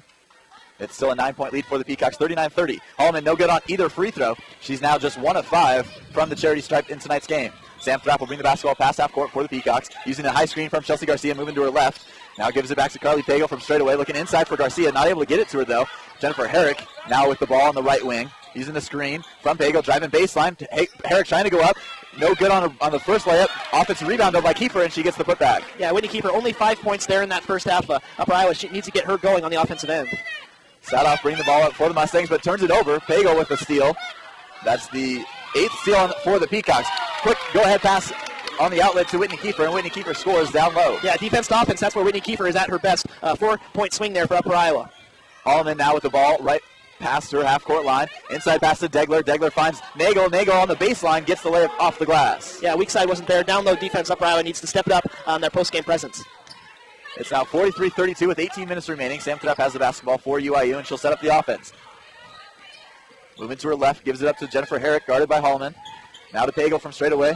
Now over to Sam Trapp on the right wing. 11 seconds left on the shot clock for the Peacocks. They get to Kiefer. Kiefer from 18 feet. Off the mark. Offensive rebound nearly by Pagel, but had it knocked out of her hands. And it's Nagel coming quickly the other way. Outlet pass to Sadoff. Sadoff will pull up, give it back to Holloman. And the Mustangs will reset their offense. 17:48 left to go here in the game. It's a 43-32 lead for the Peacocks. Nagel has it in the block. Now we'll kick it off to Sadoff. Sadoff will pull up from 3. No good off the mark. Sam Trapp with the rebound. Sam Trapp going quickly the other way for the Peacocks. They like to push the ball. And the tempo. She'll give it off to Chelsea Garcia. She thought about the 3. Now we'll give it up to Jennifer Herrick on the right wing. Inside pass to Pagel. Pagel trying to get something down, working down low. No good on her, the layup. Kiefer not able to get the offensive rebound. It's Holloman coming down with the rebound. Yeah, Upper Iowa needs to crash the boards. Only 2 people in to rebound there for Upper Iowa. They need more down low. Sadoff driving inside the paint, finds Nagel. Nagel uses the nifty reverse layup to get the bucket. It'll be the Peacocks coming the other way. We're 3 minutes into the second half. It's a 43-34 9-point lead for the Peacocks. Garcia brings it past half court. Full court press by the Mustangs. Jennifer Herrick working on the right sideline, doing a little okey-doke move. No good on her jumper, though. And foul called on the rebound as it was Nagel coming down with it. Yeah, I can't blame Jennifer Herrick for trying to get her offensive game going. No points in the first half. She needs to begin to get her game going. She's going to leave here, take a rest, and just get her mind right for when she comes back in. Entering the game for the first time since the half for the Peacocks will be number 14, Lindsay Carroll. Carroll had 9 points, all from beyond the arc in that first half. Rush also entering the game for the Mustangs. We get over to Sadoff. Sadoff going inside to Nagel. Nagel not able to convert on the layup, though. Defensive rebound coming from Lauren Buck. Sam Trapp coming the other way for the Peacocks, using the screen from Buck. Has Pagel from straight away, guarded by Nagel. Now over to Whitney Kiefer on the left wing. Kiefer guarded by Sadoff. Kiefer trying to move to her left. Called for the 3-second violation. Actually, before that play, before the foul on the Peacocks, there was a foul on the Mustangs on number 30. That's Hope Bonlander. So Sam Trapp will inbound the basketball from her own baseline. Looking for Lindsay Carroll, had her, but now gets into Carly Pagel. Carly Pagel working with 29 seconds left on the shot clock. Trapp has it on the right wing. Now Lauren Buck from straight away, guarded by Rush. Zone defense and switch defense played by the Mustangs. And Buck was looking down low for Pagel, knocked out of bounds. Yeah, great cut there. Nagel had Pagel locked down, so Pagel decided to move behind her. A little backdoor to the near block. Good look there for Buck. That'll open up if she keeps looking. Sam Trapp will inbound the basketball to Whitney Kiefer. Near sideline. Kiefer with 18 seconds left on the shot clock. Kiefer drives inside, tries to put up a 5-footer, not able to get it to fall, though. Short on that jumper, and it's the Mustangs coming the other way. Rush on the near sideline. Now we'll go move towards her left, guarded by Sam Trapp. We'll give it off to number 25. That's Beeler. Beeler giving the screen for number 30, Bonlander. Bonlander will give it off to Sadoff. Back to Rush, inside to Nagel. Nagel working against Buck. Trying to give up a prayer shot. Was deflected a couple times and out of bounds off the Mustang. Yeah, Nagel looked to the referee down there below the hoop, thought she was going to get a foul, so she just tried to throw up a shot. But good defense there from Lauren Buck with her long arms down low. Bree Holloman will check back into the game for the Mustangs, as will number 24, Ellen Degler. Degler had 6 points in that first half. Holloman had 5. Whitney Kiefer bringing it past half court for the Peacocks. Kicks it out to Sam Trapp from 3. Sam Trapp connects from 3. Yeah, Upper Iowa saw the press and broke it with ease, and then got an easy 3-point look for Sam Trapp, her second of the night. Whitney Kiefer applying full court press defense for the Peacocks. Now it's Rush against Lindsay Carroll. Rush goes inside to number 24. That's Degler. And Degler was fouled, and she'll go to the line. Yeah, the back of Upper Iowa's defense, that includes Pagel and Buck, just didn't get back and to defend the post. That's not a bad foul from that, taking away an easy look for Southwest. So Degler will head to the free throw line to shoot 2. She was fouled in the action. Degler, the team's third leading scorer this season, averaging 8.5 points per game. Her first free throw was good. And her second is up and off the mark. Whitney Kiefer comes down with the rebound. Degler, normally a 64% free throw shooter. It'll be Sam Trapp bringing the ball up for the Peacocks. Moving to her left, falls on her knees. No travel call. And she gets it off to Whitney Kiefer. Now they'll swing it around to the top of the arc. Lindsay Carroll has it on the right wing, guarded by Holloman, driving baseline. Kicks it out to Kiefer. They'll swing it around. Sam Trapp will pull up for 3 again, off the mark.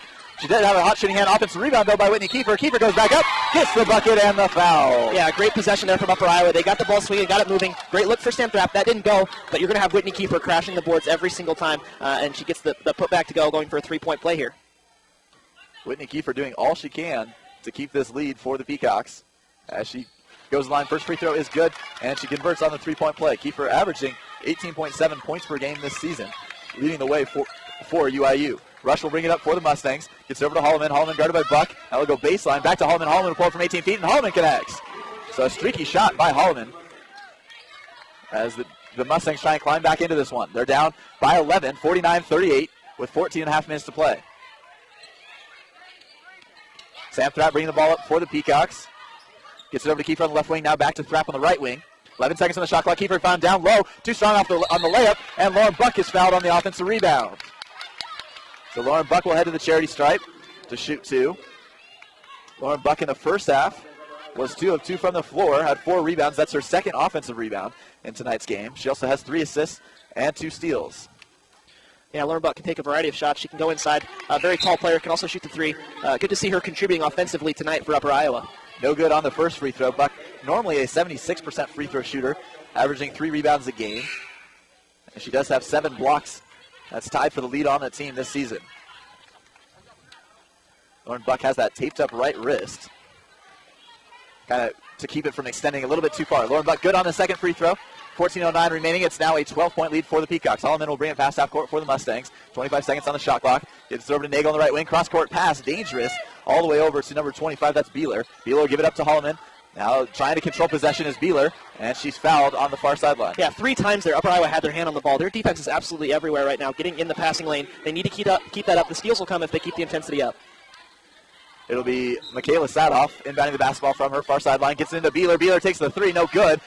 Offensive rebound, though, by Nagel. Nagel with the putback from the baseline, and she gets it to fall. It's now a 10-point lead.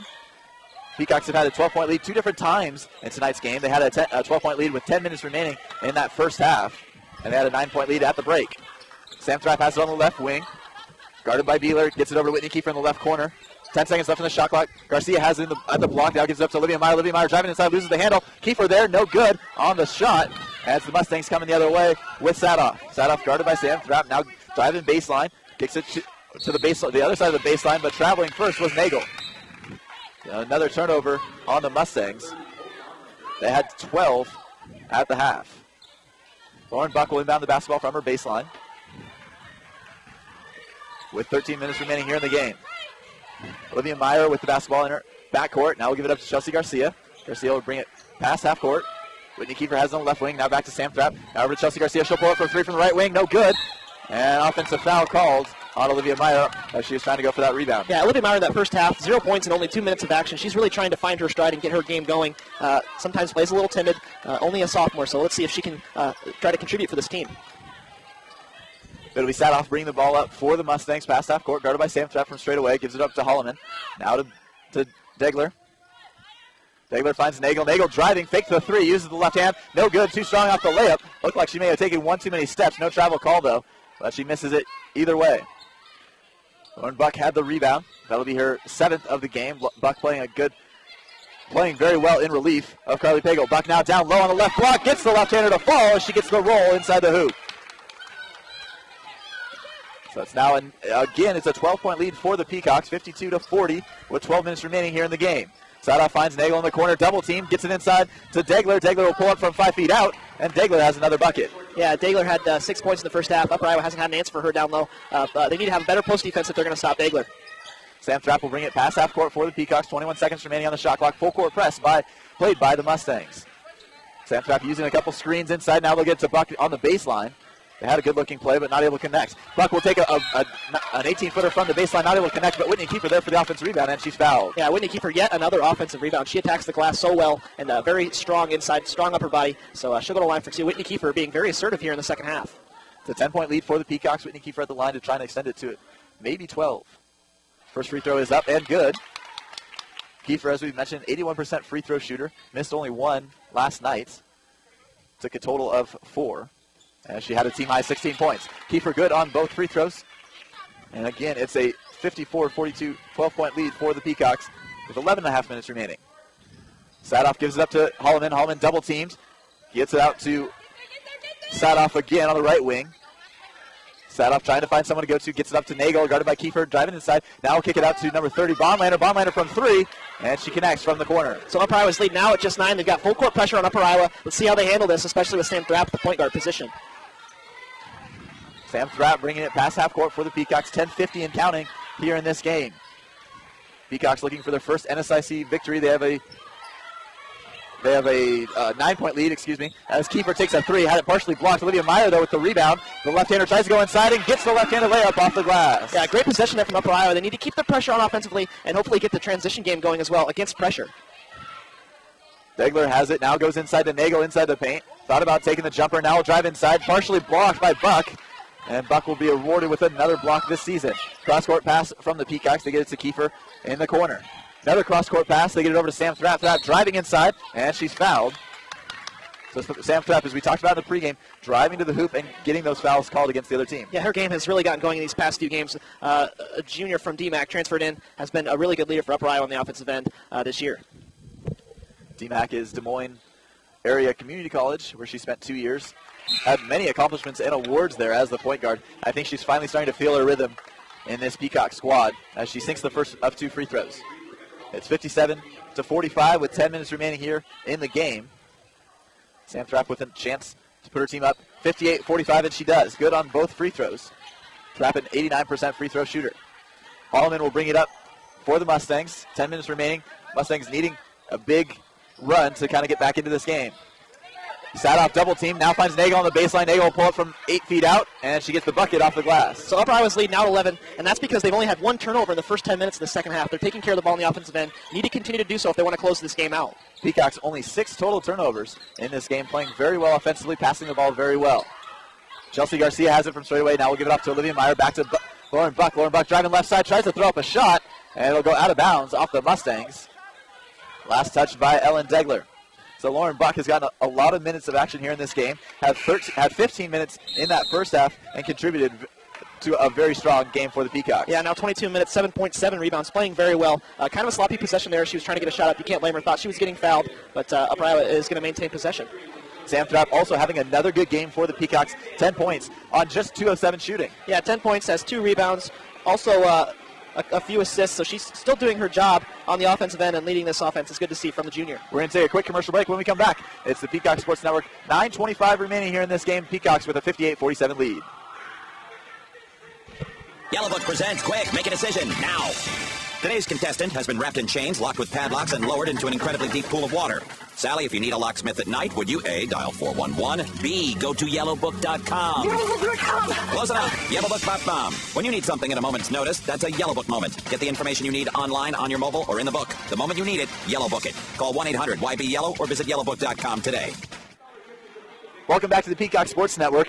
UIU women's basketball is brought to you by the Alpha Tap. Satisfy that hunger with the Alpha Tap. Closer than you think, the Alpha Tap is just a short drive west on Highway 18 from West Union. Serving up delicious steaks, seafood, and monster tenderloins. The Peacock faithful are always welcome at the Alpha Tap. It'll be Peacock basketball as they inbound it from their own baseline. 9:25 remaining in the game. 8 seconds left on the shot clock. Peacocks leading 58-47. They get inside to Herrick. Herrick on the low block. Gets the layup.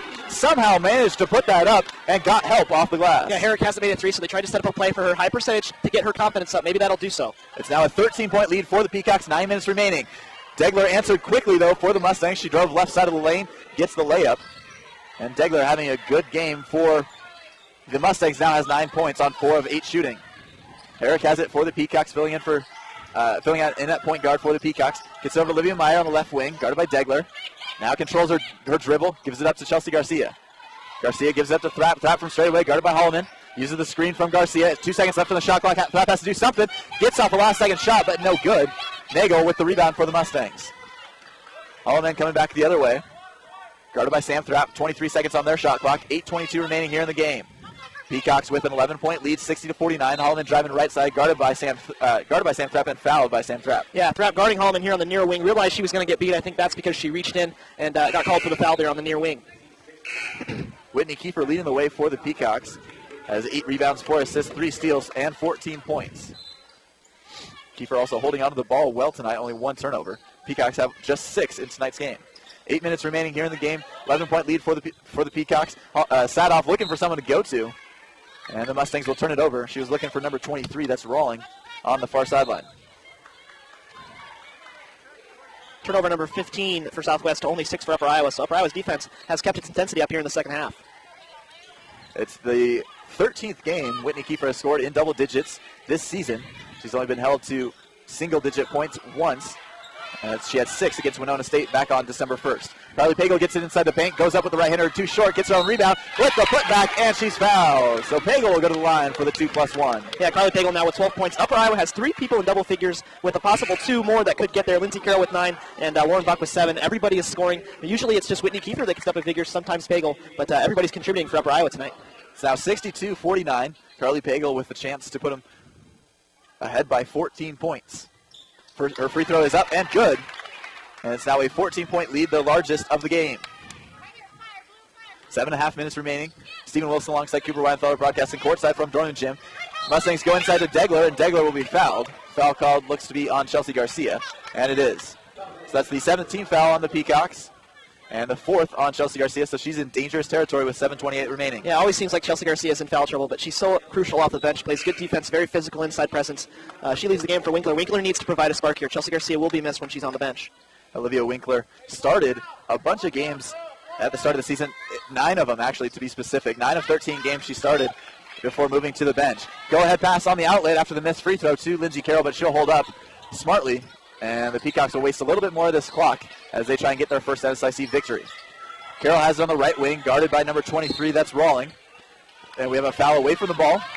Foul called on number 30, Bondlander. Hope Bondlander, that'll be the 17th foul on the Mustangs and the 3rd on Bondlander. So 7 fouls now as Upper Iowa's in the bonus, so they need to convert their free throws here late in this game and kind of take this game away from Southwest. Carly Pagel, a 57% free throw shooter. Good on that one. That's good to see from Pagel. It's now a 64-49 lead. 15-point lead for the Peacocks. 7:10 remaining here in this game. Pagel good on both free throws. And it's a 16-point lead. Holloman will bring it up with Satoff. Satoff guarded by Carroll from straight away. 21 seconds left on the Mustang shot clock. Winkler guarding Bondlander from on the perimeter. Now Holloman pulling up from 3 from straight away. Holloman no good off the mark on her 3-point attempt. Lindsey Carroll with the rebound coming quickly the other way. She'll hold up now and give it up to Jennifer Herrick. Herrick, the senior point guard for this Peacock squad. Moving to her right wing, gives it up to Whitney Kiefer. 16 seconds left on the shot clock. They'll give her to Winkler on this near sideline. Now to Kiefer in the corner. Kiefer guarded by Holloman. Now over to Jennifer Herrick. Back to Kiefer. 6 seconds left on the shot clock. Kiefer will have to do something quickly. Calling for the screen. Now double teamed, and she has it stolen away. Hope Bondlander comes over and helps defense and makes a good play. Sadoff will bring it past half court for the Mustangs. We'll give it up to Bondlander. Bondlander going inside to Degler. Degler using the spin move, and she's fouled. And she'll go to the line to shoot 2. Yeah, Lou Winkler here in off the bench. She lost position there inside the lane and kind of had to bail herself out. Didn't give up an easy layup, but needs to be smarter and not let the person she's guarding get such good position in the lane. Degler with a chance to cut into the 16-point Peacock lead, but she's no good on the first free throw. So Allison Nagel will check back into the game for the Mustangs, as will Anessa Rush, as Degler attempts her second free throw. Free throw is up and good, and it's now just a 15-point lead for the Peacocks. 6 minutes remaining here in tonight's game. Stephen Wilson alongside Cooper Widenthaler broadcasting live on UpperIowaAthletics.com. Kiefer has it on the left wing, goes inside to Carly Pagel, using a couple spin moves. Now will go inside, shoots, no good. Rebound by Nagel, and it's the Mustangs coming the other way. Rush will go quickly to Bondlander. Bondlander going inside to Degler, has the mismatch on Carroll, and a foul called on Jennifer Herrick as she comes over and helps defense. Yeah, Degler there, number 24, 6 feet to only 5'6" for Lindsey Carroll. Upper Iowa needs to match up better on the defensive end. But on offense, keep looking for high percentage. With such a big lead, 15 points now, only thing you need is backdoor cuts and nice, easy bunnies. So it'll be Degler at the free throw line. Ellen Degler, 6-foot junior out of Chanhassen, South Dakota. Good on the first free throw. As she attempts her second free throw, trying to cut into this 14-point lead now for the Peacocks. Degler good on both free throw attempts. Winkler will inbound the basketball for the Peacocks to Herrick. Herrick going quickly to Lindsey Carroll. Carroll gets past Degler. Now we'll slow up. 23 seconds left on the shot clock. Peacocks can't become complacent here, but want to take up as much time as they possibly can. Pagel has it from straight away, guarded by Nagel. Carly Pagel driving right side, gets into a tie-up. And it's Degler And Pagel called for the jump ball, and it'll be a turnover on the Peacocks as possession arrow goes towards the Mustangs. Yeah, Pagel tried to drive, tried to do a little too much there. Almost a triple team here at the far elbow. Go ahead and keep the ball moving and keep that shot clock rolling. A 13-point lead for the Peacocks at 65-52. It was up to 16 points at the 7:10 mark. Rush has it for the Mustangs from straightaway. Now they'll swing it around the outside. Bonlander has it on the outside.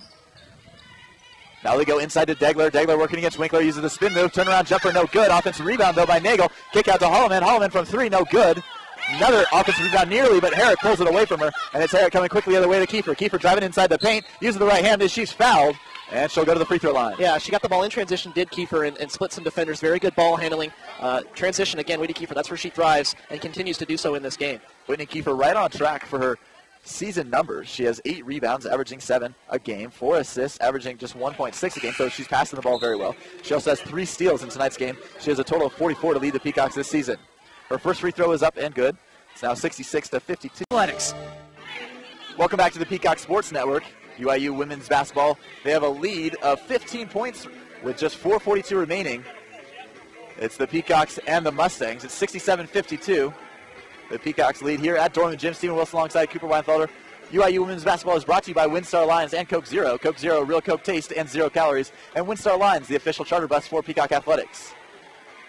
Don't forget, Yellow Book is leading source for free online Yellow Pages. Whenever you need something in a moment's notice, that's a Yellow Book moment. Call 1-800-YB-YELLOW or visit yellowbook.com today. Don't forget, you can, Peacock fans, to follow your favorite team on Facebook. Search for the Peacock Athletic Department at facebook.com/Upper Iowa Athletics. Like our page to see all the latest stories, photos, stats, videos, and more. You can also follow the Peacocks on Twitter to see all the latest action as it happens. To search for the handle at UIU Peacocks. So Allison Nagel will head to the free throw line to shoot 2. Peacocks in the double bonus, 10 team fouls. It was the 3rd personal foul on Whitney Kiefer. Nagel too strong on the first free throw as she tries to cut into this 15-point lead for UIU. Nagel leading the team in scoring this season with 10.4 points per game. Good on the second free throw. And it's the Peacocks coming quickly the other way. Intercepted, though, by the Mustangs. Number 25, Beeler, stepped in front of a pass intended for Sam Thrapp. And it's the Mustangs trying to get back into this game. Satov has it from straightaway. Now Nagel. Nagel has her shot partially blocked by Buck. That's her third block of tonight's game, I believe. Jennifer Herrick brings it past half court for the Peacocks. Gets over to Whitney Kiefer in the right corner. Kiefer, no good off the mark. Offensive rebound, though, to Buck. And she's fouled to go to the line. Yeah, Lauren Buck playing so well on both ends. She had a third block down here, great post defense, and then turns it into offense. Great box out. When you get good position, good things will happen. She's going to go to the free throw line here. Lauren Buck looking to go over the 10-point mark. In tonight's game, she has 7. She needs just 3 more, and that'll be the 3rd Peacocks to be in double digits in tonight's game. Lauren Buck good on the first free throw. It's now 68-53. 15-point lead for the Peacocks. Buck good on both free throws. And with 4:16 remaining in tonight's game, it's a 16-point lead, their largest of the game for UIU. Sidehoff will bring it up, guarded by Kiefer from straightaway. They get it to Nagel from 15 feet out, right at that charity stripe. Now they get it inside to Beeler. Beeler working inside, and Beeler gets the bucket. That was Hope Bonlander, not Beeler. Correction for the Mustangs. Lindsey Carroll gets it up to Sam Thrapp. Dangerous pass up ahead to Carroll before that play. 18 seconds left on the shot clock for the Peacocks. Thrapp looking for someone to go to. Dangerous pass to Buck. Buck has it knocked away. And another steal for the Mustangs. So what was once a very unsloppy game for the Peacocks has turned into some unnecessary turnovers. Beeler has it. Now we'll give it up to number 23, Rolling on the far sideline. And Rolling is fouled. Lindsey Carroll called for the personal foul. That'll be her 4th personal foul. Laura Turok here is going to come to the game. I want to see Upper Iowa get her going because when the next close game Upper Iowa plays, they're going to need her 3-point threat late. Hopefully she can get her 3-point game going here. A trio of Peacocks will check into the game. Carly Pagel will replace Olivia Winkler. Lauren Buck and Lindsey Carroll will have a seat. Laura Tahark, as you mentioned, Cooper, will enter, as will Chelsea Garcia. Rolling good on the first free throw, good on both free throws. It's now 69-56 as the Mustangs try and climb back into this game. Whitney Kiefer with the basketball in her own backcourt. Now Sam Thrapp has it, guarded by Holland. Thrapp gets around her, goes inside, looking for Pagel. Knocked down. Laura Tahark saves it on the far corner. And the Peacocks will reset their offense with 11 seconds on the shot clock. Chelsea Garcia moving to her right side, and she'll be fouled by Rolling. So late in this game, Upper Iowa was really spreading out their offense and keeping their spacing, making Southwest come out and guard them, and also using the whole shot clock, trying to get some good inside looks. That's what you do with a big lead late in a game like this. 3rd personal foul on Rebecca Rolling. And it'll be Chelsea Garcia going to the free throw line. Peacocks now in the double bonus. No good on the first free throw. too strong off the back iron. 3 minutes remaining here in tonight's game. Stephen Wilson alongside Cooper Widenthaler broadcasting courtside from Jordan Gym as Chelsea Garcia connects on the second free throw. It's now a 14-point lead for UIU. As Hallman brings it up for the Mustangs. Guarded by Whitney Kiefer, driving inside. Now will kick it out. Three-pointer taken by Rawling. No good off the mark. Whitney Kiefer with a good defensive rebound. And Kiefer looking to push, going quickly the other way. Trying to use the left-hander inside, down low. And she'll be fouled. No good on the bucket, but she'll head to the charity stripe. Yeah, a little two on there for Upper Iowa. Loritzer Hark and Whitney Kiefer, but Kiefer was taking that the whole way. I don't blame her. She's a great fast break player and got a shot up there and go to line for two here. So Kiefer leading the team in scoring this season with 18.7 points per game. She has 16 in tonight's game. Good on the first free throw. And Kiefer on her second free throw attempt is up and good. 2:48 remaining here in the game. Stephen Wilson alongside Cooper Widenthaler. Peacocks looking for their first NSIC victory this season. They've dropped the last 7 in a row. They've dropped the last 9 in a row. Rush takes a 3 for the Mustangs. No good. And it'll be the Peacocks coming back the other way. With the win, the Peacocks will break a 9-game losing streak. And the Mustangs will fall to 1-10. Kiefer will take a 3 from the left sideline. No good. Offensive rebound, though, by Loritza Hart. 2:18 remaining in the game. New 30-second shot clock for the Peacocks. Sam Trapp has it on the right wing. Now give it up to Carly Pagel from straight away. They get it back to Kiefer. Kiefer going inside to Pagel. Pagel up and no good. Pagel gets her own rebound, though, and she's fouled. So Pagel will go to the free throw line. And it was very similar to the men's basketball game last night. Free throw attempt after free throw attempt. Yeah, Upper Iowa 18 of 21, 86% from the charity stripe. Also, second chance points, Upper Iowa 19, Southwest 11. And bench points 22 to 11. A couple things that stand out to me, but second chance, they're getting offensive rebounds and getting shots back up and going to the line. Carly Pagel, good on her first free throw attempt, now has 16 points. Pagel started off the season slow, and she's averaging 10.3 points per game, but she's averaging 12.8 points per game in playing in conference play. Pagel on her second free throw attempt. It's up and good. It's now a 74-56 lead, the Peacocks' largest of the game. 2 minutes remaining. Rush will bring it up for the Mustang, looking inside for Degler. Controls it on the baseline, gets it to Hallman, and Hallman no good on her layup. And Pagel comes down with the rebound. Pagel will be fouled as she was trying to get the ball, trying to clear the ball out of her backcourt. And Pagel will go to the free throw line again. Yeah, Pagel 17 points. That was her 5th rebound. So not as many rebounds as you'd like to see from one of your bigs, but she continues to play hard and go after rebounds.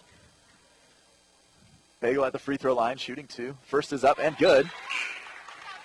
And we mentioned it before, the Peacocks crumpled in the last 4.5 minutes of last night's game against Sioux Falls, but really we haven't seen any letdowns here tonight. Yeah, they're keeping their floor spacing on offense and keeping that ball moving. That's the key to the Peacocks offense. It's now a 76-56 20-point lead for the Peacocks with 1:50 remaining. Holloman will pull it from 3 from straight away. No good off the mark. Degler with the rebound, though. No good on her second attempt. Holloman with another offensive rebound for the Mustangs, and she'll be fouled and she'll go to the line. Yeah, one of the bigger things that Upper Iowa needs to shore up a little bit is offensive rebounding. Don't let the opponent even in the lane. Box them out and get them out of the play completely so that you can get those offensive boards. Defensive rebounds, excuse me. Peacocks winning the rebounding category at least 42-30, but they are giving up a lot of offensive rebound as Holloman connects on her first free throw. Olivia Meyer, Olivia Winkler, and Ashley Bailey will check into the game, replacing Whitney Kiefer, Chelsea Garcia, and Carly Pagel. 1:37 remaining. Stephen Wilson alongside Cooper Widenthaler, broadcasting live on the Peacock Sports Network online exclusively at UpperIowaAthletics.com. Both free throws are good from the Mustangs. Olivia Meyer has it in the corner, now gives it back to Winkler. Winkler trying to clear some room, has it stolen away, and it'll be a jump ball called as it's Beeler and Winkler controlling possession at the same time. Yeah, jump ball late in this game. Upper Iowa with a big lead that shows they're still playing intense and still trying to get better even though they have a big lead. Sam Trapp has the basketball now, double team in the corner, and it'll be a timeout taken smartly by the Peacock head coach Carol Russell. We'll take a quick break. When we come back, the final 128, you're listening to the Peacock Sports Network online exclusively at UpperIowaAthletics.com. See yourself at Upper Iowa University, where small class sizes and 8-week terms with 2-at-a-time courses will help you achieve your academic goals in less time and with less debt than many other schools. Schedule a campus visit today. Applications accepted anytime, no application fees ever for Fayette campus students. Details available at www.uiu.edu. Upper Iowa University, quality education with a personal touch. See for yourself. Welcome back to the Peacock Sports Network, broadcasting online exclusively at UpperIowaAthletics.com. Stephen Wilson alongside Cooper Widenthaler. UIU women's basketball is brought to you by the Alpha Tap. Satisfy that hunger with the Alpha Tap. Closer than you think, the Alpha Tap is just a short drive west on Highway 18 from West Union. Serving up delicious steaks, seafood, and monster tenderloins. The Peacock faithful are always welcome at the Alpha Tap. Don't forget, Peacock fans, to follow your favorite team on Facebook. Search for the Peacock Athletics Department at facebook.com/Upper Iowa Athletics. It'll be Peacock basketball with 1:28. They'll be inbounding it from their own baseline. 21 seconds left on their shot clock. 76-56 lead for UIU. Winkler gets it inbounded to Hart. Hart gets it up to Sam Thrapp. Thrapp double team, loses the handle. Ashley Bailey diving on the ground and will be fouled.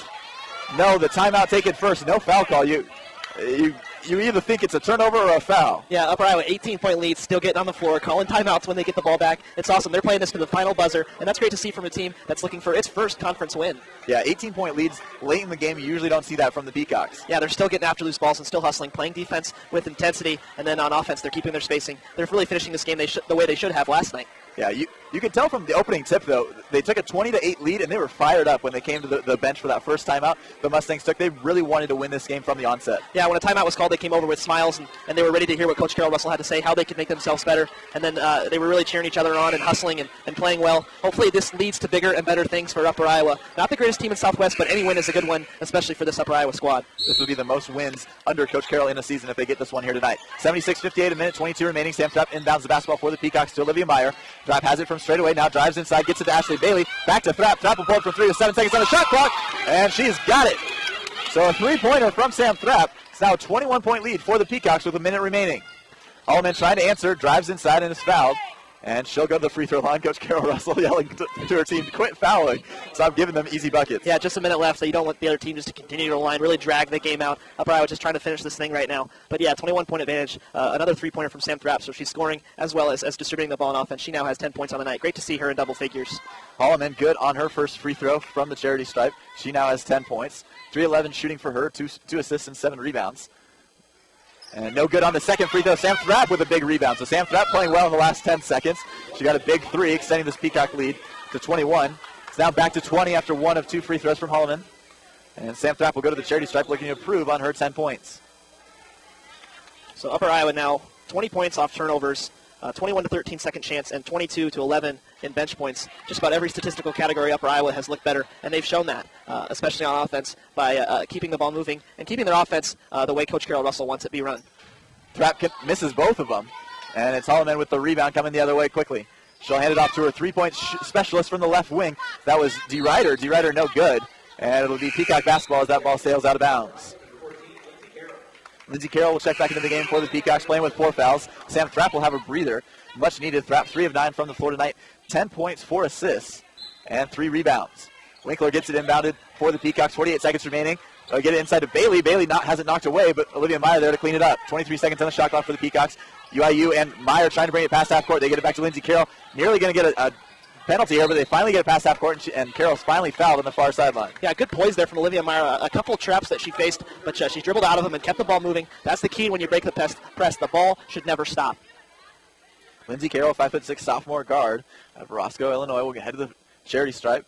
Carroll looking to get in double digits here tonight. No good on her free throw. She hates it when she misses free throw. Hasn't missed a lot this season. One of the best free throw shooters on the team at 87%. I believe she made 14 of her first 14 free throws this year. A very good free throw shooter, 89% coming into tonight.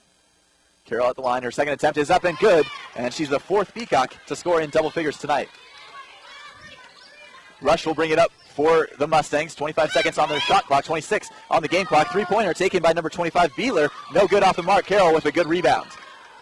Carroll will try and run out the last 18 seconds, now 15 seconds. In her backcourt, has to bring it past half court at least to run out the time. The Mustangs playing full court press defense. Carroll gets past it, gets it up to ahead to Winkler, and the Peacocks will earn this victory and snap their 9-game losing streak. Final score is 80-59. As you hear the crowd get behind this Peacock squad, Peacocks win in the NSIC for the first time this year. They improved to 1-6 in the NSIC and 4-10 overall. And again, they break a 9-game losing streak. This is the first NSIC victory for the Peacocks since February 17th of this past year, 2012. The Peacocks win 80-59, led by Kiefer and Sam Thrapp, but the Peacocks had 4 different players score in double digits. We're going to get Coach Carol Russell on the headset here momentarily for the post-game interview. And we're joined now by Coach Carol Russell in her 3rd season at the helm of Upper Iowa. Coach, congratulations on the win, first off, and you finally get the NSIC victory here at home. Yeah, it was great. Our kids played well, played hard for 40 minutes. Really proud of them. You had 4 different players scoring double figures. What was the key to your offense tonight? You know, we're really just trying to be patient, get quality shots. That's what we really talked about coming off of last night's game. So, you know, I really think that, you know, we got it just rolling for some kids. We got some kids playing with some confidence. That's what we're going to continue to go with. Two players I want to talk about in specific. Sam Thrapp had a great night, 10 points from her, 4 assists. As always, I think that's almost a given for her. How is she able to do so well offensively? You know, she's just playing with a lot of confidence. I think Sam's really adjusted to this conference, to this league, and what she needs to do for this team. I think it always takes a while to adjust with new kids, and that's what she's doing well for us right now, and just being a great leader. Lauren Buck also scoring in double figures, provided a lot of spark on the offensive side and the defensive side of the ball for your team. How is she able to do so well, and is this kind of what you've been waiting to see from her? Yeah, she's had a great practices since she's come back from the Christmas break, and that's what we've needed. We've needed her to be that spark. She's finally, you know, coming into her own, I think, too, as well. We still have a really young basketball team, and I think they're just really starting to kind of understand it and get what we're looking for. Yeah, Coach, congratulations on the win again. How do you keep this win going and the momentum going next weekend on the road? I don't know, because we're going all the way to flipping mine out. I'll be on the bus with you, so congratulations again, and good job tonight. All right, thanks, Stephen. Again, the Peacocks getting the victory, 80-59 over the visiting Mustangs. They had a 21-point lead at one point with a minute 10 left. Sam Thrapp hitting a big three to give the Peacocks that 21-point lead late in this game, and no letdowns here from the Peacocks here at Dorman Gym. UIU women's basketball has been brought to you by the Alpha Tap WinStar Lines, Coke Zero, Yellow Book, Scott Pharmacy in Fayette, and Upper Iowa University. Stephen Wilson alongside Cooper Widenthaler bringing you the Peacock post-game show. We'll get you your stats momentarily. We're going to take a quick commercial break. When we come back, it'll be stats and more post-game recap. It's the Peacocks earning the victory 80-59 on the Peacock Sports Network. Yellow Book presents Quick, make a decision now. Today's contestant has been wrapped in chains, locked with padlocks, and lowered into an incredibly deep pool of water. Sally, if you need a locksmith at night, would you A, dial 411, B, go to yellowbook.com. Close it up, yellowbook.com. When you need something at a moment's notice, that's a Yellow Book moment. Get the information you need online, on your mobile, or in the book. The moment you need it, Yellow Book it. Call 1-800-YB-YELLOW or visit yellowbook.com today. Welcome back to the Peacock Sports Network. This is the Peacock post-game show, broadcasting live online at upperoiowaathletics.com. Stephen Wilson alongside Cooper Widenthaler, broadcasting courtside from Dorman Gymnasium, where the Peacocks got their first NSIC victory of this 2012-2013 season. It hasn't been the best start to the new year. They would have liked to get another victory last night against Sioux Falls. They ended up losing that one 70-68. But they don't have any letdowns tonight. No letdowns here from the Peacocks in Dorman Gym as they get the win 80-59. The Peacocks had 4 players scoring double figures, and we'll get you the stats momentarily, but I'd like to start by just congratulating the Peacock squad. What a great game from them. They jumped out to an early 20-8 lead, and they were fired up from the get-go.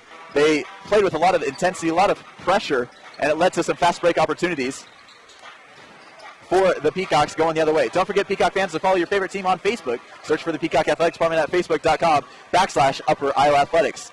Like our page to see all the latest stories, photos, stats, videos, and more. You can also follow the Peacocks on Twitter to see all of the latest action as it happens. Just search for the handle at UIU Peacocks. Your stats from tonight's game: Peacocks shooting the ball pretty well. Shot the ball 42% from the field in the first half, but just 34% from the floor in that second half, 39% in the game. The key, though, was getting to the free throw line. The Peacocks had a total of 33 attempts from the charity stripe, and they made 26 of them. 9 of them came from Carly Pagel, who had a team-high 19 points. Pagel has really been a star in the making, a star on the rise as of late. Had 21 points against Lewis. Has had a couple of 20-point games this season. Was only one off that tonight. She had 19 points on 5 of 14 shooting. I mentioned Pagel was a good free throw shooter. Well, Whitney Kiefer was even better. Kiefer was a perfect 8 of 8 from the free throw line. And she had a second on the team with 18 points. Also had 3 steals, 4 assists, only 2 turnovers, and 9 rebounds. She was only 1 rebound short of the double-double in her season. She's had 15 20-point games, and she had a 20-point game against Lewis and against Augustana. And she had 18 points here tonight. In her career, she leads the team in rebounding, led the team again with 9 from the floor, with 5 of those coming off the offensive glass, and she really did a good job playing. I'm talking about Whitney Kiefer, Coop, 18 points, second on the team in scoring. Carly Pagel leading the way, though, with 19 points. Really good to see her provide a spark to this team. Yeah, Whitney Kiefer only had 5 points, I believe, in the first half. Ended with 18, gave us 9 rebounds, 4 assists, and only 2 turnovers, 3 steals as well. But, 5 points in the first half. Had a great game overall. Really turned it on in the second half. But Carly Pagel, finally, that inside presence has come to play. 19 points, 5 rebounds. She was really doing a good job. Also got to the free throw line early and often. 9-11 from the charity stripe. So two studs that really got going here in this game. But the Peacocks had 4 people in double figures scoring. Usually they only get Kiefer and sometimes Pagel, so people need to score and score often if Upper Iowa wants to have a chance, not just the 2 studs. I got 2 out of 3. Yep. Let's see if we can get him back. There we go. Joey Woods getting set for the men's basketball game, giving high fives along the scorer's table. Men's basketball taking on Southwest Minnesota State momentarily. We're about 18.5 minutes away from that one, so don't go anywhere. Zach Carlisle and Cooper Widenthaler bringing that one live from Dornan Gymnasium. Let's see if Tucker Wensing can have another breakout game. Only 41 points away from 1,000 is Tucker Wensing, and he's saying he's going to get it tonight, so we'll quote him on that one. Upper Iowa women's basketball getting the win here at Dornan Gym, 80-59. They improve to 4-10 this season overall, and 1-6 in conference play. It was their first NSIC victory this season coming against Southwest Minnesota State. Southwest Minnesota State falls to 1-11 overall and 0-7 in the conference. Their win coming back on the 17th of November, and they've been on a losing streak of 7 games. That extends to 8 here tonight at Dornan Gym. They shot the ball well, though, 44% in the first half, but just 32% in that second half for a total of 38% in the game. They were 26% from beyond the arc. The Peacocks were 33% from beyond the arc in the game, 6 of 18 from the floor. And as I mentioned, the big stat for the Peacocks was their free throw shooting, 26 of 33, 78% from the line. They're actually one of the best free throw shooting teams in the conference, and they proved it here tonight. Peacocks forced 15 turnovers, had only 10 themselves. They had a very good assist-to-turnover ratio, 14 assists, only 10 turnovers. They also had 8 steals and 2 blocks. Both of those blocks coming from Lauren Buck. Lauren Buck had a big game, 3 of 4 from the floor and 3 of 4 from the charity stripe. Had a season-high 9 points, nearly the 5th Peacock in double figures, scoring for UIU here tonight from Dornan Gym. Lindsey Carroll was in double figures with 10 points. Carly Pagel had a team-high 19 points. Sam Thrapp had a good game again with 13 points. Had 12 last night, 7 coming in the second half against the Cougars. Was 3 of 9 from the floor here tonight. In the first half of tonight's game, Thrapp had just 5 points. So again, a good second half from her. Also had 4 assists, just 3 turnovers, 3 rebounds, and was 4 of 6 from the charity stripe. Whitney Kiefer was second on the team in scoring with 18 points, had 9 rebounds, just 1 rebound off of her 6th career double-double, as she also contributed 4 assists, had only 2 turnovers and 3 steals. The Peacocks improving to 4-10 this season and 1-6 in the conference. The Peacocks win their first conference match of the season, again over Southwest Minnesota State. Coming up next is going to be UIU men's basketball against the Mustangs. That will do it for us here at Dornan Gym in Fayette, Iowa. Final score, the Mustangs 69. The Mustangs 59, and your Peacocks 80. Southwest Minnesota State falls to 1-11 overall and 0-7 in the conference, while the victory puts the Peacocks at 4-10 overall and 1-6 in the conference. It's their first NSIC victory since February the 17th of last year, and it's been a pleasure to bring it to you. For my partner, Cooper Widenthaler, I'm Stephen Wilson. You've been listening to the Peacock Sports Network. Don't touch that radio dial, though. We'll be right back with the men's basketball Peacock Athletic Fun pregame show and the opening tip. A big thank you to all of our sponsors, Yellow Book, Coke Zero, Windstar Lions, Alpha Tap, Scott Pharmacy, DT's Pub and Primetime Pizza, Borders Inn and Suites, Palmer Lutheran Health Center, and Upper Iowa University. To learn more about corporate partnership opportunities, contact Assistant AD for External Affairs Brock Wismeiler at 563-425-5700. For producer and sports information director Howie Thompson, director of athletics David Miller, and all the other hardworking employees at Upper Iowa, I'm Stephen Wilson saying thanks for listening. We'll talk to you again real soon. Remember, it's always a good day to be a Peacock. Peacock men's basketball is coming up next.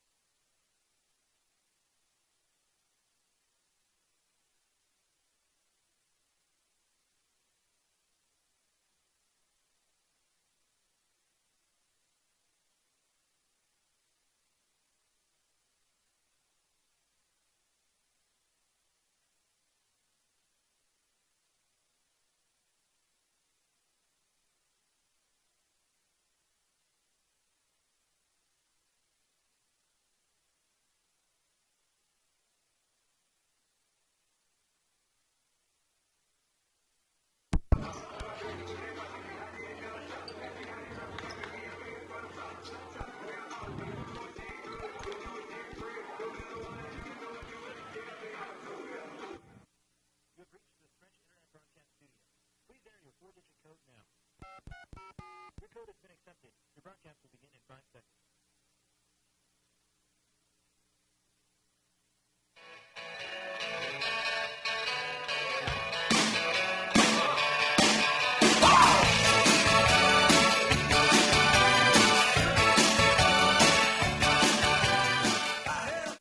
Upper Iowa Peacock basketball is on the air, and we are broadcasting live from Dorman Gymnasium on the campus in Fayette, Iowa, right here at Upper Iowa University. On tap for you tonight, we have NCAA Division II men's basketball right here on the Peacock Sports Network. Good evening, everybody. Welcome to the broadcast. Zach Carlisle bringing you all the play-by-play. Cooper Widenthaler is coming right up. Thanks for joining us on this Saturday evening as we get set for Northern Sun Intercollegiate Conference action between the Upper Iowa Peacocks and the Southwest Minnesota State Mustangs.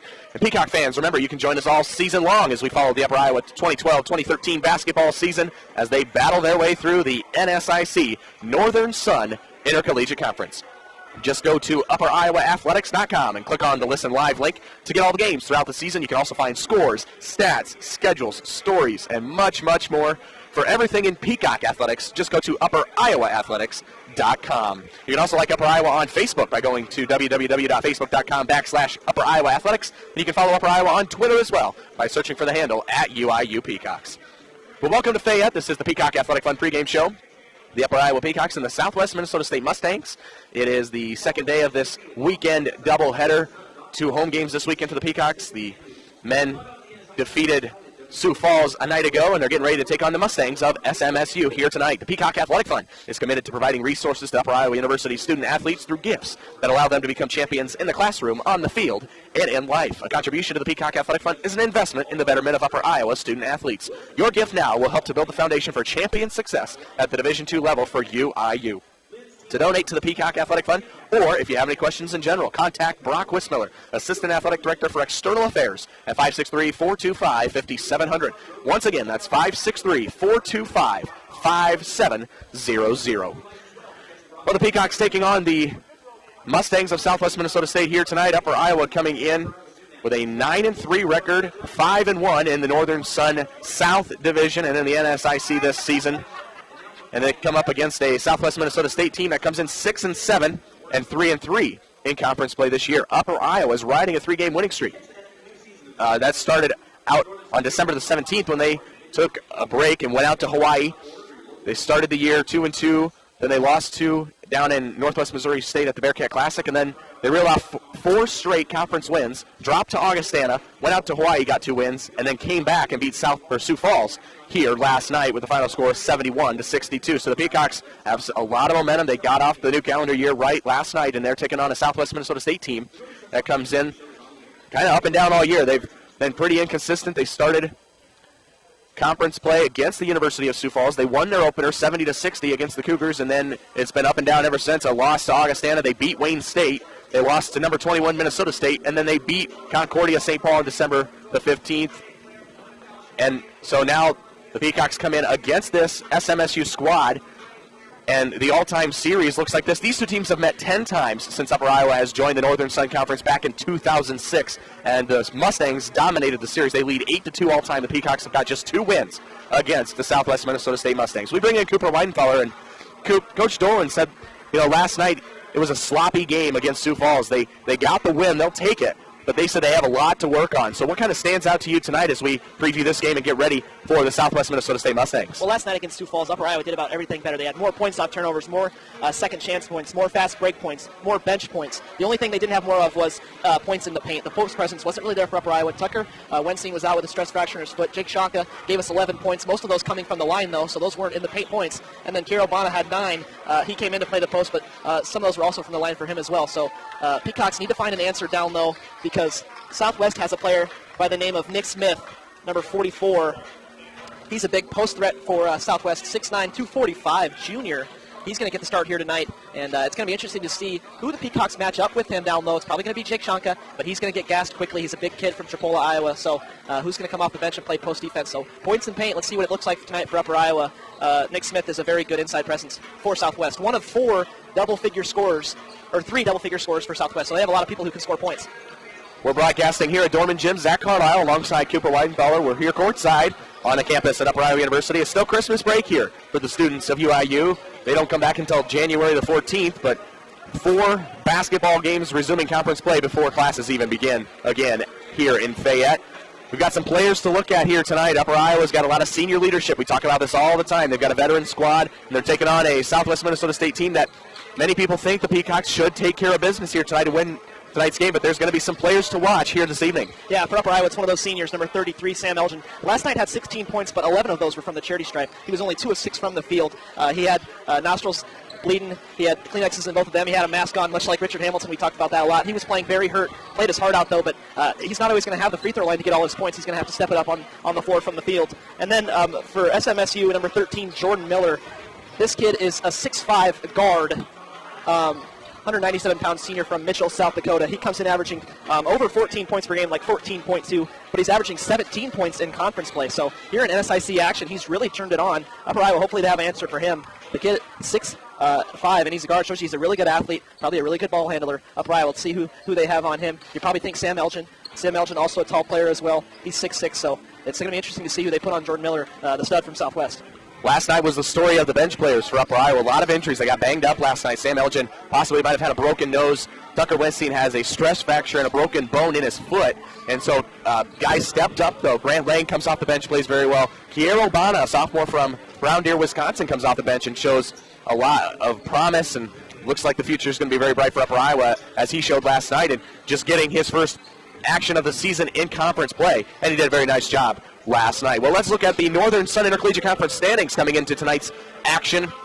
If we look at just strictly the South Division, for where both of these squads sit in right now, Minnesota State and Upper Iowa are tied at the top of the division, both teams sitting 5-1.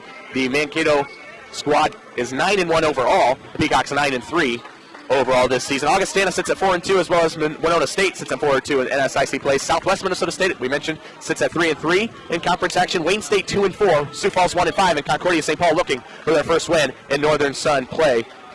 As we look at what's going on with games around the conference this weekend, Sioux Falls takes on Winona State. UMary takes on Minnesota Duluth. Concordia-St. Paul travels up to Augustana. Bemidji State taking on Minnesota State Moorhead. Minnesota State battling Wayne State, Minot State against St. Cloud State. And Minnesota Crookston travels to Aberdeen, South Dakota to take on the Northern State Wolves. Well, here's what we're going to do. We're going to take a break, come back with keys to victory. Starting lineups, coaches, tip-off is all coming your way next. Stick around. The Peacock Athletic Fun pregame show has a little bit more right after this. You're listening to Upper Iowa Basketball right here on the Peacock Sports Network.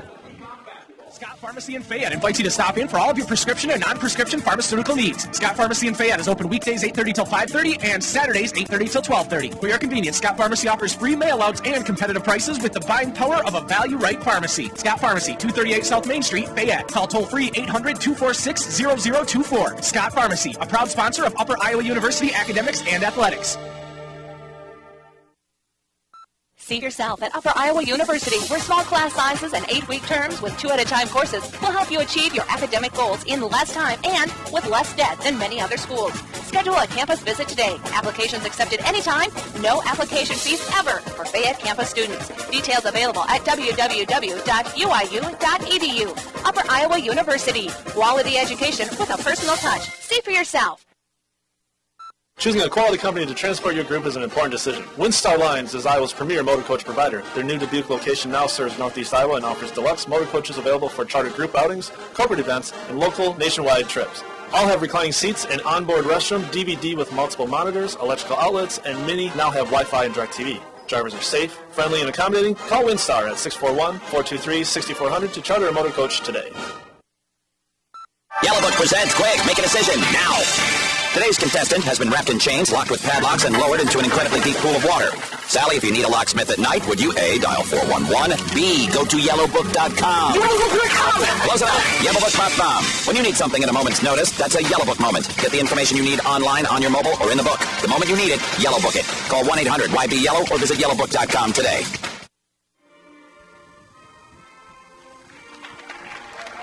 As we just finish up the national anthem, we get set for Northern Sun Intercollegiate Conference basketball here tonight. Zach Carlisle alongside Cooper Widenthaler. Welcome back to Dorman Gym for the Upper Iowa Peacocks and the Southwest Minnesota State Mustangs. Let's look at some keys to victory. Victory's Restaurant and Sports Lounge. 3 keys to victory for Upper Iowa tonight, Coop. Yeah, the first 2 are kind of general. The first one is to ride the wave, ride this momentum that you've got going. You've now have a 5-1 conference start, but at the same time, ride that momentum. But kind of forget last night. It's a new game, new 40 minutes. You need to move on as well. Number 2, beat the teams you should beat. Southwest comes in 6-7 overall, only 3-3 in the conference. So on paper, this is one of the teams Upper Iowa should beat. Number 3, don't rely on Tucker. We know he's hurt. We know he's injured. But he's probably not going to be in the game most of the time, so other people need to be able to step up when Tucker Wensteen is on the bench. Victory's Restaurant and Sports Lounge on Main Street in Fayette offers great food and full beverage service. Get your sports highlights downstairs on one of the 13 HD TVs. Relax upstairs in their fine dining atmosphere. Whatever you're craving, Victory's in Fayette has you covered. Those are the Victory's Restaurant and Sports Lounge. 3 keys to victory for Upper Iowa here tonight. Well, let's look at the starting lineups for the Upper Iowa Peacocks and the Southwest Minnesota State Mustangs. Let's look at SMSU first. It looks like this. At guard's a 6'1 senior from Watson, Minnesota. That's number 2, Tramel Barnes. At guard is a 5'11 junior from Eagan, Minnesota. Number 12, Vinard Birch. At guard is a 6'5 senior from Mitchell, South Dakota. We looked at this guy, number 13, Jordan Miller. At guard is a 6'1 junior from Shakopee, Minnesota. Number 24, Matt Zager. And at center is a 6'9 junior from Johnston, Iowa. Number 44, Nick Smith. The head coach of the Mustangs in his 4th season is Brad Bigler. And for Upper Iowa, same starting lineup as always. At guard's a 6'3 redshirt junior from Naples, Florida, number 1, Joey Woods. At guard's a 6'2 sophomore from Sumner, Iowa, number 12, Bo Pagel. At guard's a 6' senior from Cedar Rapids, Iowa, number 15, Jake Hughes. At forward, inside's a 6'6 senior from Center Point, Iowa, number 33, Sam Elgin. And at forward is a 6'8 senior from Solon, Iowa, number 44, Tucker Wensteen. Brian Dolan is the head coach of the Upper Iowa Peacocks. He's in his 7th season at the helm of UIU.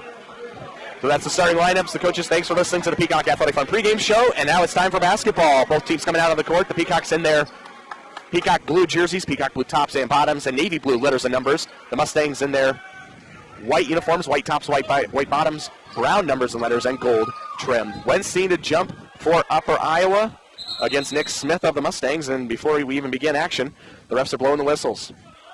Well, we're glad you're with us. The tip goes back. Both teams fighting for it. Southwest comes up with it, and off we go from Fayette. Bringing it up the court for the Mustangs is Vinard Birch. Swings it over to Miller, who drives left side, and now they try to go inside. Nice pass and a finish underneath by Nick Smith. 2-0 Southwest. Yeah, right away, my player to watch, number 44, Nick Smith. He was not accounted for there down low. Upper Iowa needs to know where he is on the court. Bringing it up for Upper Iowa, Jake Hughes running the point guard as the Peacocks set up their offense. They're going left to right in your mind's eye view. Hughes going to the left side. Gets it to Bo Pagel, top of the key, over to Elgin, now to Woods. Peacocks really trying to get themselves started a little bit earlier, and Elgin launches a long 3 from the left side. That's no good, too strong. Rebound to Southwest, and bringing it up the court is Matt Zager. He drives and now kicks out to Barnes. And a pull-up jumper from the free throw line, no good, but a tip and a near offensive rebound, and Bo Pagel tries to save it. He can't, and then it's saved by the Mustangs, and Tucker Wensteen corrals it for Upper Iowa. Joey Woods has it left side as the Peacocks try to get something going offensively. The ball's loose on the floor. Mustangs pick it up, and now a foul is called. So the ball was loose. Upper Iowa couldn't get anything going down there. Rushing a little too much. Southwest picks it up, and a foul is called on Joey Woods. Yeah, I was just going to say, Upper Iowa, slow down. Get the ball to your point guard. That's going to be Jake Hughes. Get the ball in his hands and start the offense. It's 2-0. We're 1 minute, 10 seconds into this game. Slow everything down. We got plenty of basketball left. First team foul in the game as we are at the 18:45 mark. Right side is Barnes, and they swing it over to the left side to Birch. Trying to work it inside with Smith, and a cut to the rim. Smith gives it to Miller, who cuts and lays it in for 2. It's 4-0 Mustangs. Yeah, Miller, little curl cut there. Upper Iowa did not account for that. The soft part of that defense was right in the middle of the lane. They need to know where people like that are.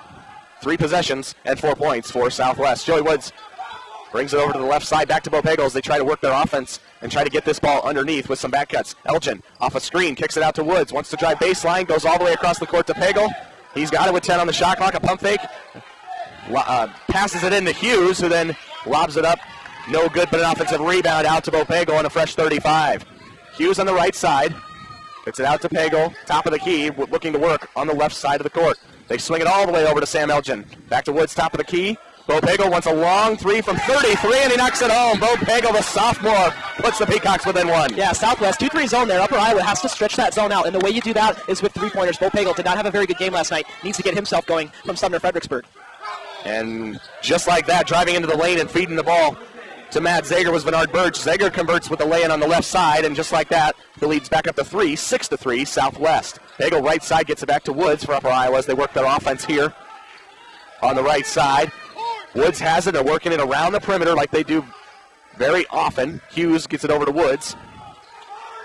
Back to Elgin, top of the key. That's a long three, and he knocks it home from 35. That's a long shot from the senior. Yeah, Southwest better not let this kid get going. Very streaky shooter, can put the team on his back. Couple three-pointers ties the game for Upper Iowa. We're tied at 6. Now driving in and feeding the ball down to Nick Smith. A nice entry pass from Matt Zager, and it's 8-6. Southwest is dominating in the paint. Yeah, Nick Smith, 4 points. Get used to him having the ball often in this game. Hughes resets the offense over to Woods. As Upper Iowa tries to find something inside. They've hit the long ball twice tonight, but now they're trying to work it inside. 3 subs come in for the Mustangs. Checking in is Sean Condon. And checking in for Upper Iowa's Kier Obana, the sophomore from Brown Deer, Wisconsin. He checks in for Tucker Wenstein. And Obana, with the injury and Wenstein hobbling a little bit, is going to see more playing time. Yeah, Tucker Wenstein moving a little better than last night, though, which is good to see. Kier Obana, more big minutes for him tonight. 8-6 the score. Southwest leads Upper Iowa with 16-10 to go. Now the Peacocks have 10 on the shot clock. Hughes wants to drive right side. He goes off the glass and in. Pretty move from Jake Hughes. Yeah, Jake Hughes, great take. Split defenders, took the contact in the air, and finished with a layup. Good take from the senior. 8-8 now. Southwest breaks the press with ease, and now a pullback jumper, no good off the iron from William Gidlings, who just checked in. Getting the offensive rebound is number 22, Lavion West, who also just checked in. He misses the shot. Sam Elgin collects the rebound, and the Peacocks are back out on offense. Woods working on the left side, gives it to Pago, back to Woods. Working one-on-one against Jordan Miller, left side. Now he drives in with the right hand. Throws it up and off the backboard, no good. Rebound to the Mustangs, and here they come back out on offense. Jordan Miller trying to set it up. They try a pick and roll, and they throw it all the way out. Here, Obana tries to save it in. And it is going to be, the possession is going to stay with Southwest. Obana tried to save the ball. Nobody touched it, and it rolled all the way out of bounds. Yeah, they were yelling push over here, Coach Dolan included, and I think Lavion West might have pushed Obana when Obana was going for the ball out of bounds, but nonetheless, Southwest ball here. It's going to stay here. Wanting a three right away. That one rims out, no good from Jordan Miller. But an offensive rebound to Tremel Barnes, and a fresh 35 for the Mustangs. Barnes has the top of the key.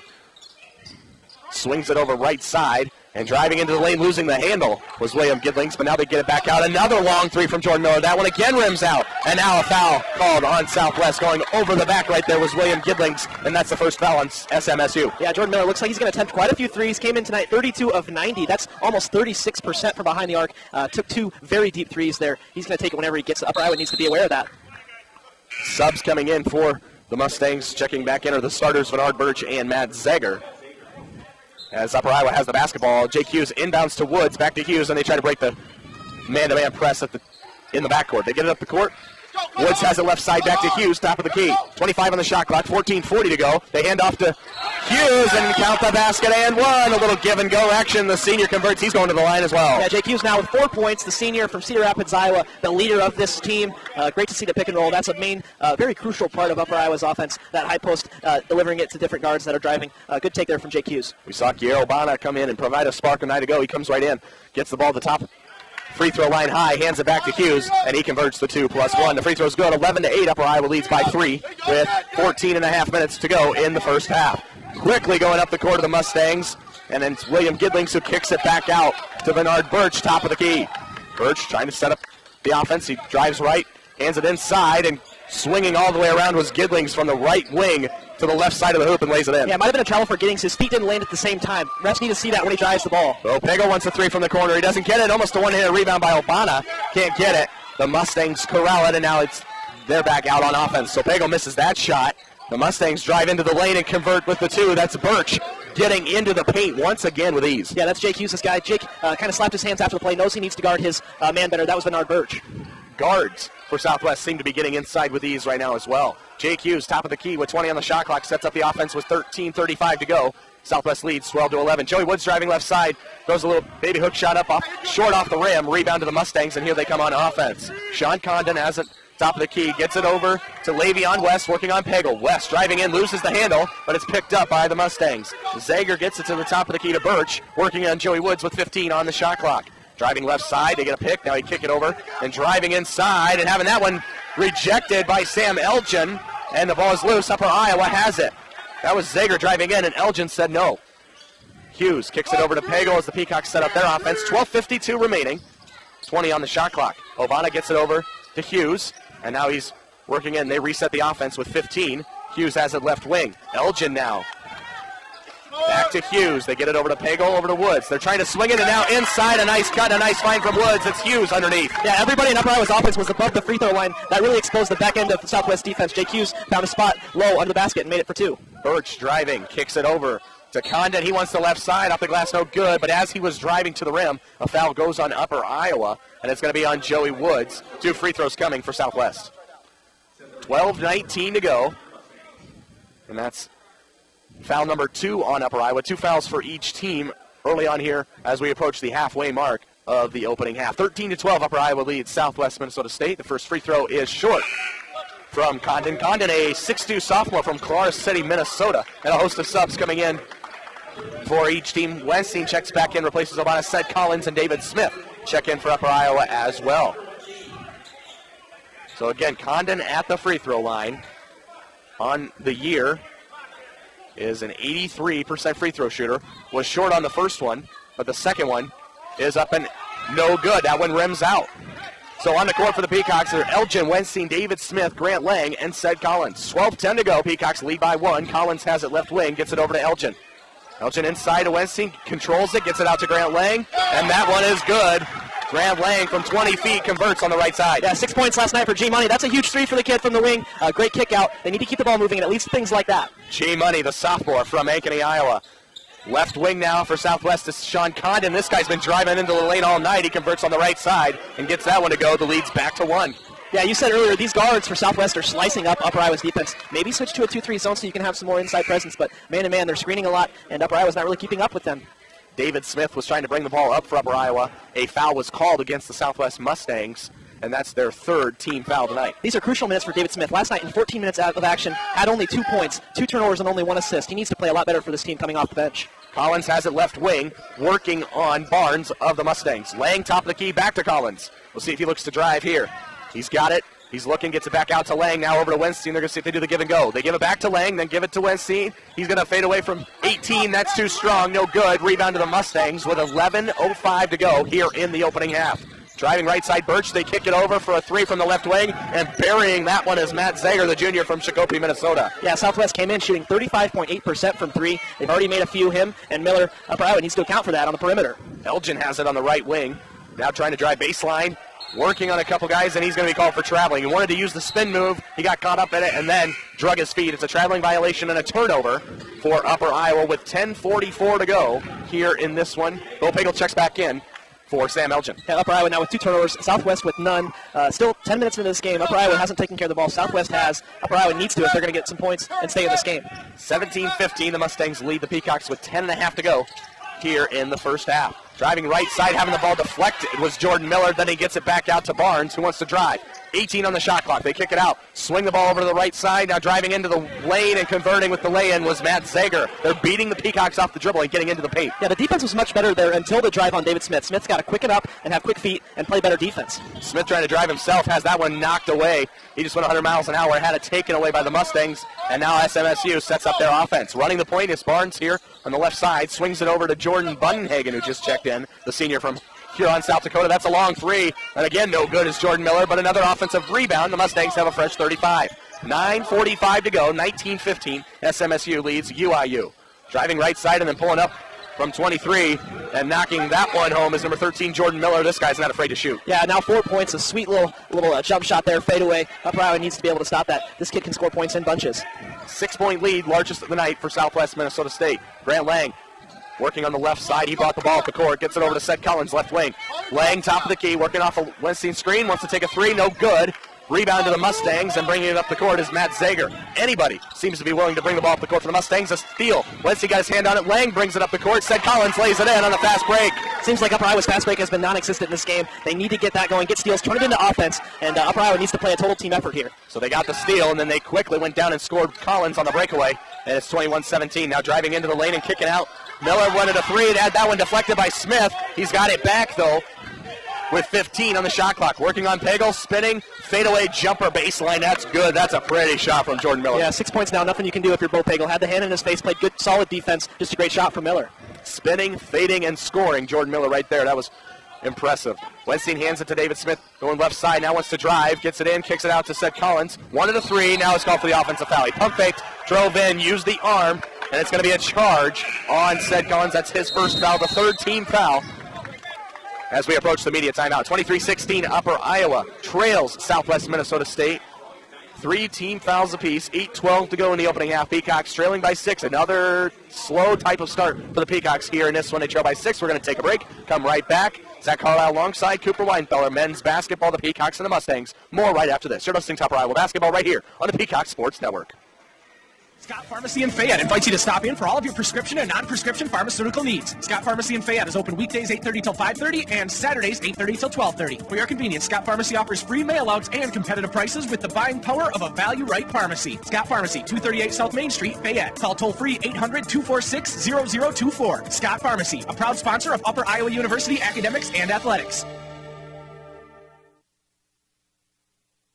Welcome back to Norman Gymnasium here on the campus at Upper Iowa University. Zach Carlisle alongside Cooper Widenthaler. Thanks for joining us on this Saturday evening, the Upper Iowa Peacocks and the Southwest Minnesota State Mustangs. Let's let you know that Upper Iowa Peacock basketball on the Peacock Sports Network is brought to you by Yellow Book. Yellow Book is the leading source for free online Yellow Pages. Whenever you need something in a moment's notice, that's a Yellow Book moment. Call 1-800-YB-YELLOW or visit yellowbook.com today. Well, the Upper Iowa Peacocks trail 23-17 to the Southwest Minnesota State Mustangs. It is Mustang basketball. And bringing it up the court is Bernard Birch working against Jake Hughes. On the court for the Peacocks, Hughes, Obana, Lang, Ced Collins, and Bo Pagel. Now driving in, getting the foul, and one is Birch. Birch took it on the right side off of a screen, drove to the basket, goes off the glass and in, plus a foul, and one for Southwest. Yeah, these guards for Southwest are kind of doing whatever they want. Giddings and Barnes and Birch and Condon, they're just slicing up this Upper Iowa defense. When they drive the lane and you've been beat defensively for Upper Iowa, there needs to be help there, especially weak side defensively for Upper Iowa. Need to communicate on defense better. Free throw is good. The 2+1 is converted from Bernard Birch, the junior from Eagan, Minnesota. Ced Collins is trapped in the backcourt, gets it over to Jake Hughes. He's going to bring it up for the Peacocks with under 8 minutes to go here in the opening half. It's a 9-point lead for Southwest. Grant Lang, a 3 from the right wing. That one's good. A much-needed shot from the sophomore, and G-Money connects. Yeah, G-Money, very pure shooter. Didn't get the first 3 to go, but he'll settle in like he did on that 3-point attempt. Driving again is Birch. Now he kicks out. Southwest wants to answer with a 3 of their own, and missing that one is Jordan Bunahagen, the senior from Huron, South Dakota. Collins got the rebound for the Peacocks. He drives right side. Step back jumper, no good. Rebound from Kirobana, and he finishes. He gets the rebound, a loose ball in the court, picks it up and lays it in. Yeah, last night I talked to him. I said, just keep your head down and keep working, and looks like he's going to keep doing that. Great rebound and a putback for Kirobana. The sophomore from Brown Deer, Wisconsin, getting much more playing time, and he's going to see a lot more as the season goes on. Working inside and getting a foul called is Jake Hughes. Working against Nick Smith. That's just a mismatch. Nick Smith, the 6'9 junior from Johnston, Iowa, working the ball inside in the post, tries to lay it off the glass, was fouled in the process, so he goes to the line. Yeah, Jake Hughes, only 6 foot, must have been a screen down there or something, and they got switched up. But Upper Iowa, you've got to know who you're guarding. As soon as you get back on defense, who's got who? Upper Iowa, they need to communicate better on the defensive end. Things like that shouldn't happen. Nick Smith, big post player. He needs to have someone like Grant Lang or Kier on him, someone that's bigger, a little bit more physical. First free throw rims out for Nick Smith, a 58% free throw shooter on the year, and he knocks the second one home. And now checking in for Nick Smith for Southwest Minnesota State is Sean Condon, the 6'2 sophomore from Clara City, Minnesota. Collins has it. He's trapped in the backcourt. Gets it over to Hughes, who's going to bring it up the court for the Peacocks. Over to Collins for Upper Iowa. We're under 7 minutes to go. 28-22. Southwest leads. Bo Pagel drives baseline, feeds it to Jake Hughes, who lays it off the glass and in. Yeah, great possession from Upper Iowa. They didn't let Southwest settle down. They kept that rock moving, and they got it to Jake Hughes, their senior leader. 6:40 to go, 28-24. Southwest Minnesota State leads Upper Iowa. Left side here for the Mustangs, and driving baseline was Gidlings, and now they have it all the way back out right side to Bernard Birch. He wants to drive baseline now. Foul by Grant Lang on his way to the rim. They're beating the Peacocks off the dribble, and this time Grant Lang's called with the foul. Bernard Birch is going to the free throw line. Yeah, another little mismatch there. Grant Lang 6'3", Bernard Birch is 5'11", a post on a guard. Upper Iowa has to match up better defensively. Southwest has presented some problems. They've got very quick guards and tall people that can handle the ball, like Jordan Miller. First free throw is up and good as 2 Mustangs check back in. It's number 13, Jordan Miller, number 24, Matt Zager. 6:28 to go in the first half, 29-24. Southwest Minnesota State leads Upper Iowa. Second free throw from Birch is up and good as well. So now the lead's 30-24 as Birch is going to take a seat. Tremel Barnes checks in for him. So on the court for the Peacocks, Jake Hughes, Grant Lang, Cedric Collins, Kier Obana, and Bo Pagel. Lang gets it to Jake Hughes, who's going to bring it up the court against the man-to-man defense. Pagel gets it out to Hughes, back over to Pagel, right wing, gets it to Grant Lang in the corner. Back to Pagel. He wants to reset the offense with 20 on the shot clock. Top of the key is Pagel, gets it over to Jake Hughes. Trying to set something up. They're down to 10 on the shot clock. Grant Lang, right side, trying to drive in. Loses the handle, picks it up. Now the ball's still loose. Obana's got it. Inside, a spin move, and he misses off the glass and short off the rim. Rebound to the Mustangs. Bringing it up the court was number 22, Le'Veon West. Gets it over to Terrell Barnes. And now they swing it to the right side to Giddings. Giddings, a turnaround jumper, a little step back right there against the Peacock defense. He knocks that one home just above the free throw line. Yeah, Miller did that to Bo Pagel earlier. He got a hand in Giddings' face. That's all you can ask for, but these guys can rise up and really fire those mid-range jumpers. Jake Hughes, right side for Upper Iowa.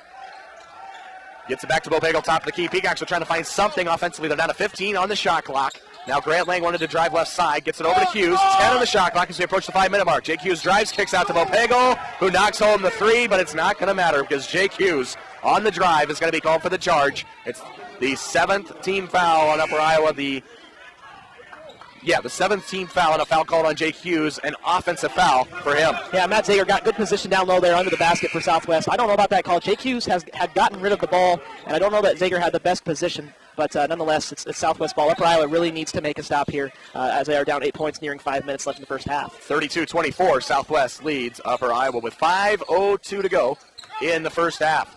David Smith checked in for Jake Hughes as he was charged with a foul. A jumper no good from Jordan Miller. He's been kind of cold here for the Mustangs in the early going. Peacocks get a rebound, and then throwing it out of bounds was David Smith. Smith was trying to throw it to Collins. A miscommunication there, and it's a turnover. Yeah, I understand you want to get the ball up the court if you're David Smith, but everybody was back. The fast break was over. There were no numbers. Start your offense, and then just use a solid chest pass to get your offense going.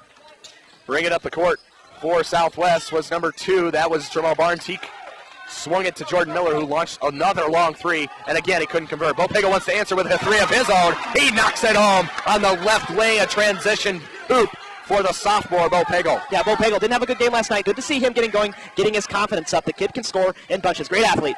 Driving left side, they keep handing it off around the perimeter, and then driving in was Jordan Miller. He needs something. He has been struggling shooting here early on. So far, he's going to go to the free throw line as he was fouled going on his way up. Yeah, Southwest, a bit of a dribble weave there. That's what Upper Iowa was using to get their offense going. But Jordan Miller is such a quick athlete. David Smith is the guy that needs to be guarding him. Played great defense. Just kind of got a little too physical there on the near block. First free throw from Miller is good. Miller, the senior from Mitchell, South Dakota. And checking in for the Mustangs is Nick Smith. And number 24, Matt Zager for SMSU. Second free throw up and good. So 2 of 2 connected there. It's a 7-point lead, 34-27 for SMSU. The Peacocks have trailed in the first half in the last 3 conference games, dating back to 12-15 against Augustana. David Smith has a left wing. A foul off the ball is going to go against Southwest Minnesota State. That goes on Jordan Miller, and it's the 4th team foul on the Mustangs. Yeah, only the 4th foul for Southwest. Upper Iowa made 39 free throws last night. They have to get to the free throw line and be more physical. Off the inbound pass, Wentz wanted a 3 from the top of the key. Couldn't get that one to go. It was a little long. The rebound goes to the Mustangs. Bringing it up the court, Tremel Barnes. Swings it over left side to Zager. Working off of a pick.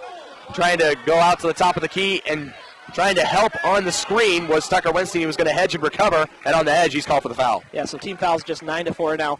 Tucker Wenstein does have 3 rebounds, but no points. So yet to really make an influence on this game for Upper Iowa, and he needs to because he's very important to this Upper Iowa squad. So Matt Zager going to go to the line for Southwest Minnesota State. The first of 1-1, no good. Rebound to David Smith, and here come the Peacocks. A big offensive possession here for UIU as they trail 34-27. Smith has it left wing as they try to get some screens off the ball on the backside. Elgin going off of a screen himself on the right side, takes the 18-footer, no good. Rebound to the Mustangs, but then Wenstein steals it, gets it to Elgin. He misses another shot, then gets his own rebound, goes off the glass and in, and a foul, counted and 1, and a whole mess right there, just turned into 2 points. Yeah, Upper Iowa kind of struggling to find things offensively. They are 11 of 22 from the field, which is an even 50%, but Sam Elgin just kept going after that ball with his long arms, able to get that put back up and in. Wenstein got the steal after the rebound went to the Mustangs. He got the steal, fed it to Elgin, missed the first shot, then he got his own rebound, then got fouled on the way up and made it, and then he makes the free throw, so he converts the 2+1. And the lead is down to 4 for Southwest Minnesota State, 34-30. And checking in for SMSU is Le'Veon West, the senior from Davenport, Iowa. Yeah, so 3:23 left now. This is very important for Upper Iowa. You need some momentum going into the locker room. Defense needs to play harder than you have all game. Upper Iowa got some momentum going into the locker room last night against Sioux Falls, and that carried over into the second half. So they want to try to do the same thing here tonight, but now working inside for SMSU is number 44. That's Nick Smith. He misses the baby hook working against Weinstein. Good defense. David Smith with a rebound. Yeah, Tucker Weinstein's best defensive possession of the game. Didn't let David Smith get the position he wanted, or Nick Smith, excuse me. Great job by Tucker Weinstein. One-on-one battle, and Weinstein won that one defensively. David Smith wants to drive on a crossover, loses the handle. It's a steal. Elgin picks it up, and then a foul called on Southwest Minnesota State. Just diving for a loose ball was Tremel Barnes, and then was kind of at the wrong spot there and was just called for a foul. Yeah, at one point the fouls were 9-2, so 4 fouls now in a row on Southwest. Upper Iowa doing things well offensively and keeping that ball moving. One more foul for the Mustangs, and the Peacocks will be shooting free throws, something they did a lot last night. Sam Elgin has the ball, wanted to drive baseline, now steps back, takes the jumper, and knocks that one home. That's a nice little move to create space for a shot. Yeah, now just a 2-point advantage for Southwest. Nice little shot there from Sam Elgin. Really playing well tonight without the mask like he did last night. 2:20 to go opening half. Driving in and going up and getting fouled is Jordan Miller. Was working, actually had 2 guys on him as he was driving into the lane on the left side.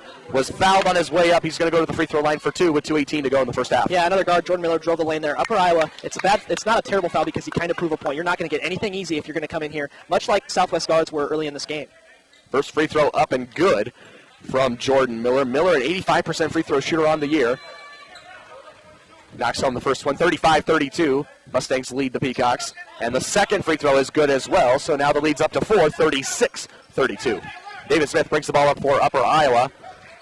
Swings it over to Collins, left side, back to Smith, and they're trying to work on this zone defense now that the Mustangs have come out in. Smith has it, top of the key, trying to reset with 18 on the shot clock. Swings it to Elgin, over to Pagel. The ball was tipped, but then he gets it in to Weinstein, who then puts it on the deck. He put the ball on the floor, had it taken away, but the ball went out of bounds. Possession stays with UIU. Yeah, Tremel Barnes there, quick hands down low. Tucker Weinstein needs to know he's going to see a double team, so as soon as he turns, it's going to be there. Keep the ball high as a post player. Smith inbounds, gets it into Weinstein. The ball is tipped out of bounds off of the senior from Solon, so it's a turnover. The Peacocks had 11 seconds on the shot clock. They tried to lob it in. It was tipped out of bounds, a turnover on Upper Iowa. Southwest has it. They nearly turn it back over, but bringing it up the court for SMSU is Jordan Miller.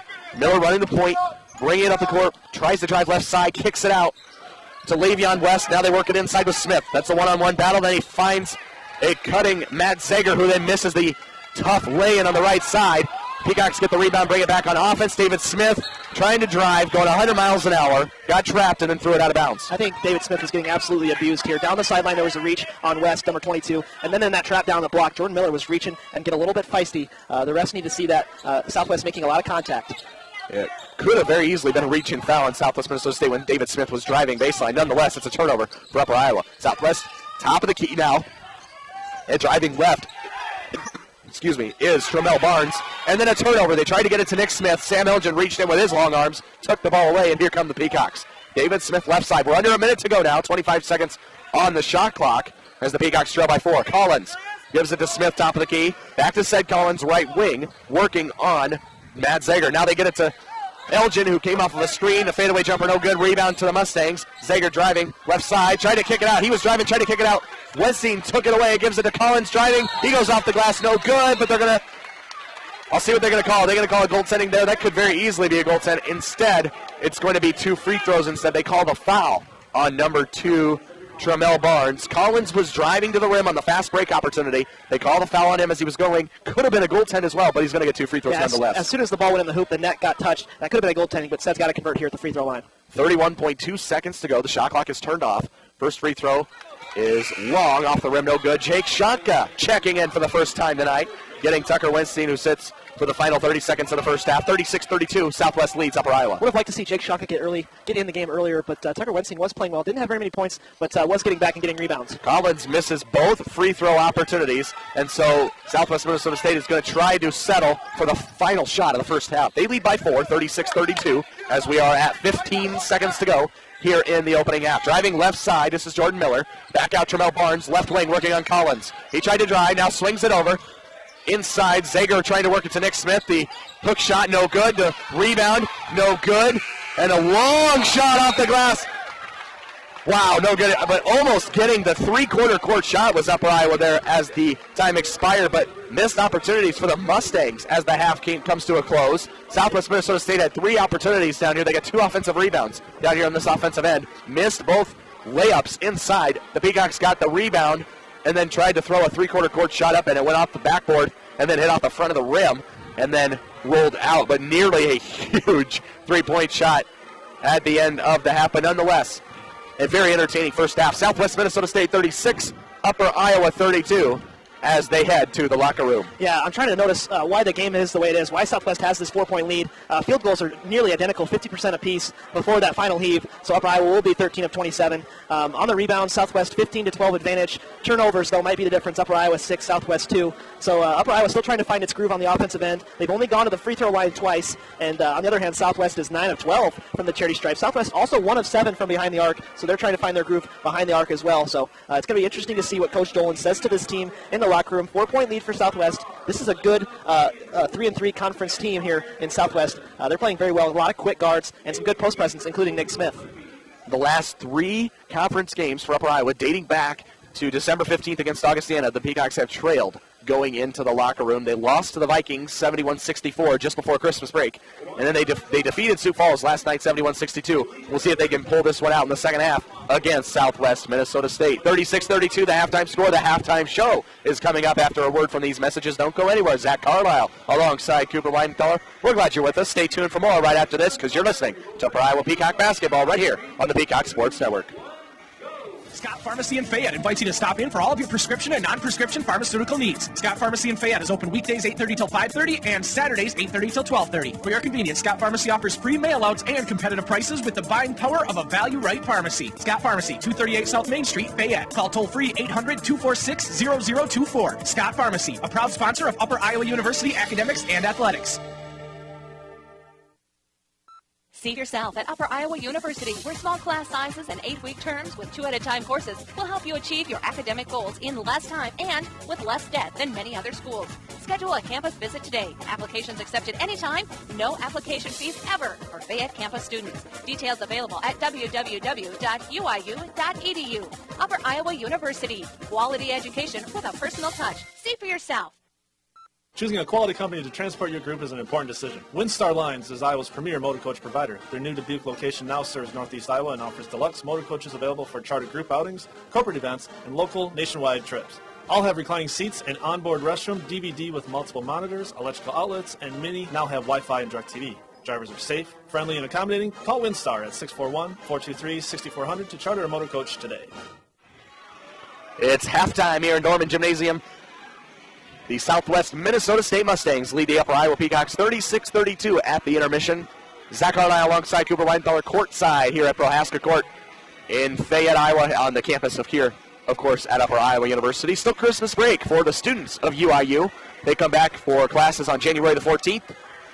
But 4 very important basketball games before classes even resume here at Upper Iowa University. The Peacocks defeated Sioux Falls last night, 71-62 as the calendar year turned to 2013. The Peacocks trying to get this victory over the Southwest Minnesota State Mustangs here tonight. Then next weekend they head to Minot State and University of Mary on January the 11th and the 12th. Well, the first half, Upper Iowa trailed 36-32. They had a lead in the first half, but they trail by 4 at the break. They've trailed in the last 3 conference games, as I mentioned in the first half, Coop. But we're trying to figure out, we talked about this during the break, we're trying to figure out what the difference has been in the first half. It's been a pretty even game for the most part. The Peacocks just seem to come up empty on a few key possessions. Yeah, Southwest is out-rebounding Upper Iowa 18-14. On the offensive end, 6-3 as well, so they're getting some second-chance opportunities. Field goal percentage now with the updated stats. Southwest is 13 of 29 from the field, 44.8%. From 3, they're 1 of 7, so only 14% there. That includes an 0 of 5 from Jordan Miller, so he's still trying to find his game. Came into this game as the leading scorer for Southwest at 14.9 points per game. For Upper Iowa, 13 of 28, 46.4%. 4 of 9 from behind the arc, which is good to see. Only went to the free throw line 4 times, and Southwest went to the free throw line 12 times and made 9 of those attempts. So Upper Iowa, they need to get to the line a little bit more. 4 steals for Upper Iowa to only Southwest's 1. So they're playing very good defense, very feisty hands. So other than that, Upper Iowa does have 7 turnovers to 4 from Southwest. So maybe take care of the ball a little bit better. But just continue to run your offense and have faith in what Coach Dolan sets up for you. The Peacocks trailing by 4 here at the intermission. And we saw a guy like Tucker Winston. We talked about this in the pregame. He's battling that foot injury. He's got a broken bone in his foot. And he seems to be moving much better here tonight. When you say he seems to be more mobile, and he doesn't seem to be grimacing in as much pain. And that's just a good testament to our trainers, but he seems to be more mobile on that foot tonight. Yeah, doesn't have any points, but is moving a lot better. You said it best. Only 4 points No, 0 points, 4 rebounds, though. So he is rebounding the ball, does have 2 steals, but 2 personal fouls as well. So that might be something to look at here in the second half. Jake Shonka only played 1 minute. He came in that last minute of the first half. I would have liked to see him come off the bench sooner because Upper Iowa needs that inside presence to match the 6 points from Nick Smith for Southwest. But inside game, I think it's going to be the question mark until Tucker Wenstein is fully healthy. We talk real quickly again about Tucker Wenstein. This senior is only 41 points shy of a 1,000-point career.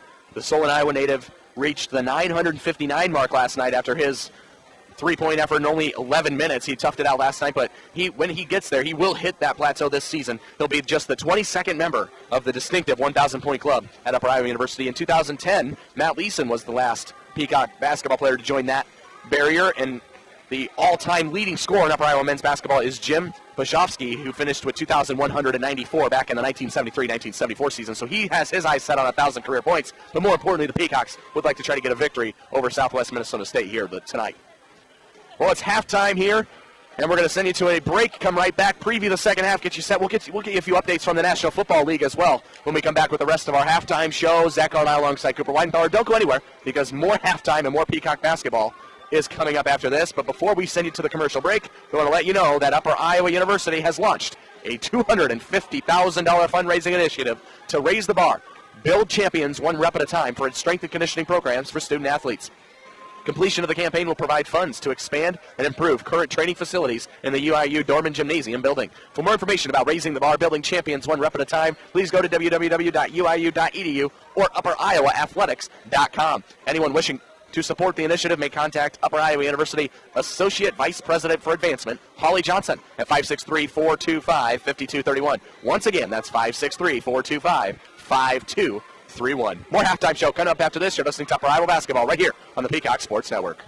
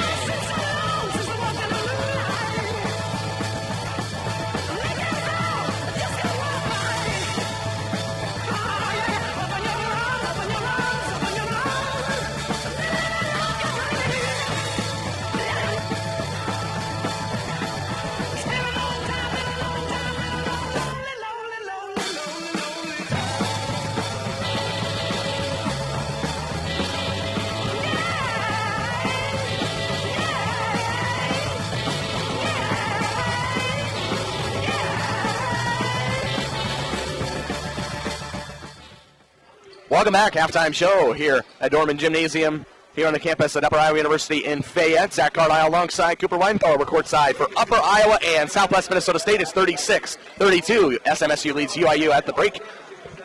The Peacocks trying to win another conference game. They've started out 5-1 in NSIC action, trying to get that 6th win and become a very big threat here in the Northern Sun. All 16 teams in the conference this season are eligible for the tournament at the end of the year, no matter what the record is. So it comes down to seeding and where you want to play come postseason time. But the Peacocks trying to improve to 6-1 in conference play. Speaking of the Northern Sun Intercollegiate Conference, we got some scores around the league, Coop.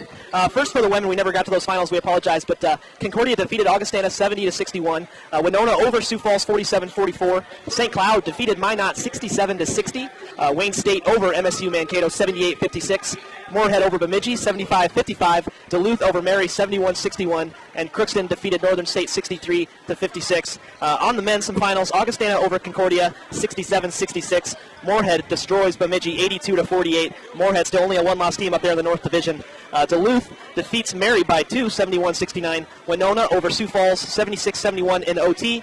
Minot over St. Cloud 68-62. Northern defeats Crookston 66-47, and then, of course, Upper Iowa trails Southwest by 4. And the NFL score, Vikings were trailing the Packers 24-3. Yeah, that's the wild card game up there in Lambeau Field in Green Bay. It's just a great time of year. The bowl season, they got the national championship game on Monday with Notre Dame, Alabama. The NFL's starting their playoffs. Division I and Division II, Division III conference basketball season starting in the college, and the NBA season's getting underway. One of the best times of year as we flip the calendar to 2013. The Peacocks trail 36-32. What do they got to do here in the second half to try to pull out this victory? They have, for the third game in a row, they trail at the half in conference play. Yeah, we've talked about it several times. Nothing's going to come easy for Upper Iowa. Most of their games, if not all, are going to come very close.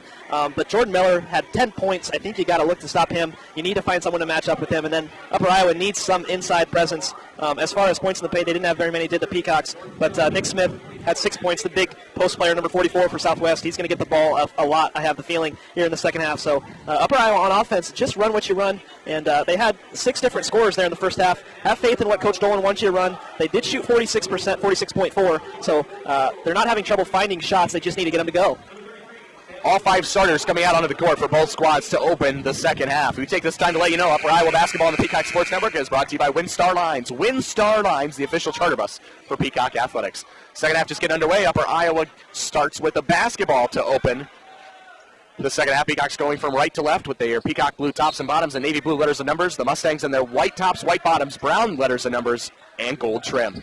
Hughes has it right wing to start the second half, a 2-3 zone for SMSU to begin the final 20 minutes of action. Joey Woods has it right side, gets it over to Elgin. Back to Woods, trying to work the ball into Winston. They do right now with 15 on the shot clock. Gets it out. Bo Pagel wants a 3. They work it inside out. That one rolls off the rim. No good. Rebound to the Mustangs. Bring it up the court is Jordan Miller. Not a single person went in to crash for a rebound there. Upper Iowa needs to get those offensive boards. They stayed around the perimeter and missed the long shot. And driving in for Southwest is number 13, Jordan Miller. Driving into the lane with ease and using the left hand. Yeah, I said they need to find an answer for him now. 12 points. Upper Iowa needs to have someone matched up defensively that can stop his game.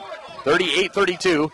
The Mustangs lead the Peacocks. 19:05 to go in the second half. Just underway, and Joey Woods got it on the left wing. It looked like his foot was on the navy blue line, the out-of-bounds line. It's a turnover for UIU. Yeah, we looked down at his feet. They were inbounds. He must have kind of came from out of bounds there, and that was the call. The ball was tipped on the inbounds pass. Stays with Southwest Minnesota State. The Peacocks applying pressure defensively early on in the second half. And that's what they must have talked about. That was really their strategy as they talked in the locker room. Bringing it up the court for the Mustangs is Jordan Miller working on Sam Elgin. And with 19 minutes to go, we're 1 minute into the second half, 38-32.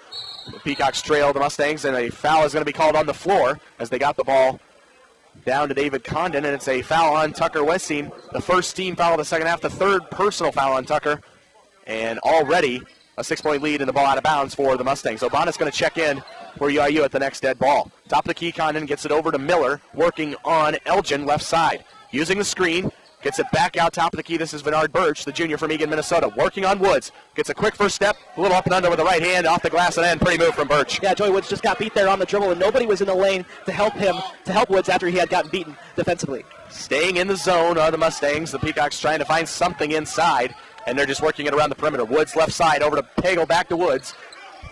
And players on the outside trying to dive and cut into the lane, but they can't get anything. Bo Pagel throws it away. And a near steal from Tremel Barnes. He tips it out of bounds. Possession stays with UIU with 12 seconds on the shot clock. Yeah, 12 seconds on the shot clock. Upper Iowa struggling against this 2-3 zone for Southwest. You've got to stretch it out, and you've got to make them be vulnerable, especially in the middle of the lane. You've got to keep the ball moving if you play a 2-3. Obana checks in for Tucker Westing. Joey Woods has it. Left side, working it inside now. He tried to throw it in. A foul is called on Southwest Minnesota State, so that's going to be their first team foul of the second half. That goes on Bernard Birch, and that's his third personal foul. 18:07 to go. Birch is going to take a seat. 3 Mustangs enter the game. Number 1, William Gidlings. Number 44, Nick Smith. And number 22, Le'Veon West.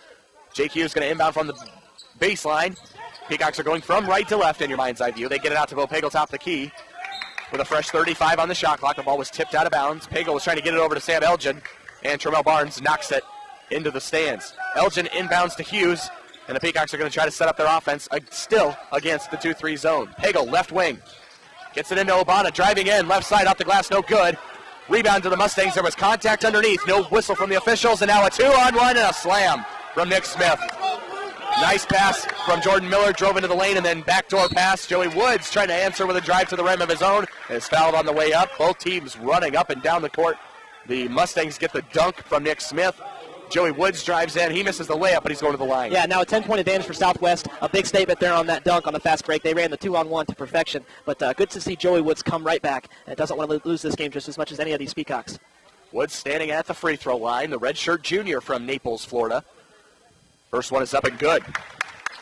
42-33. Southwest Minnesota State leads Upper Iowa. 17:36 to go here in the ball game. Second free throw good as well. Woods, a 77% free throw shooter on the season.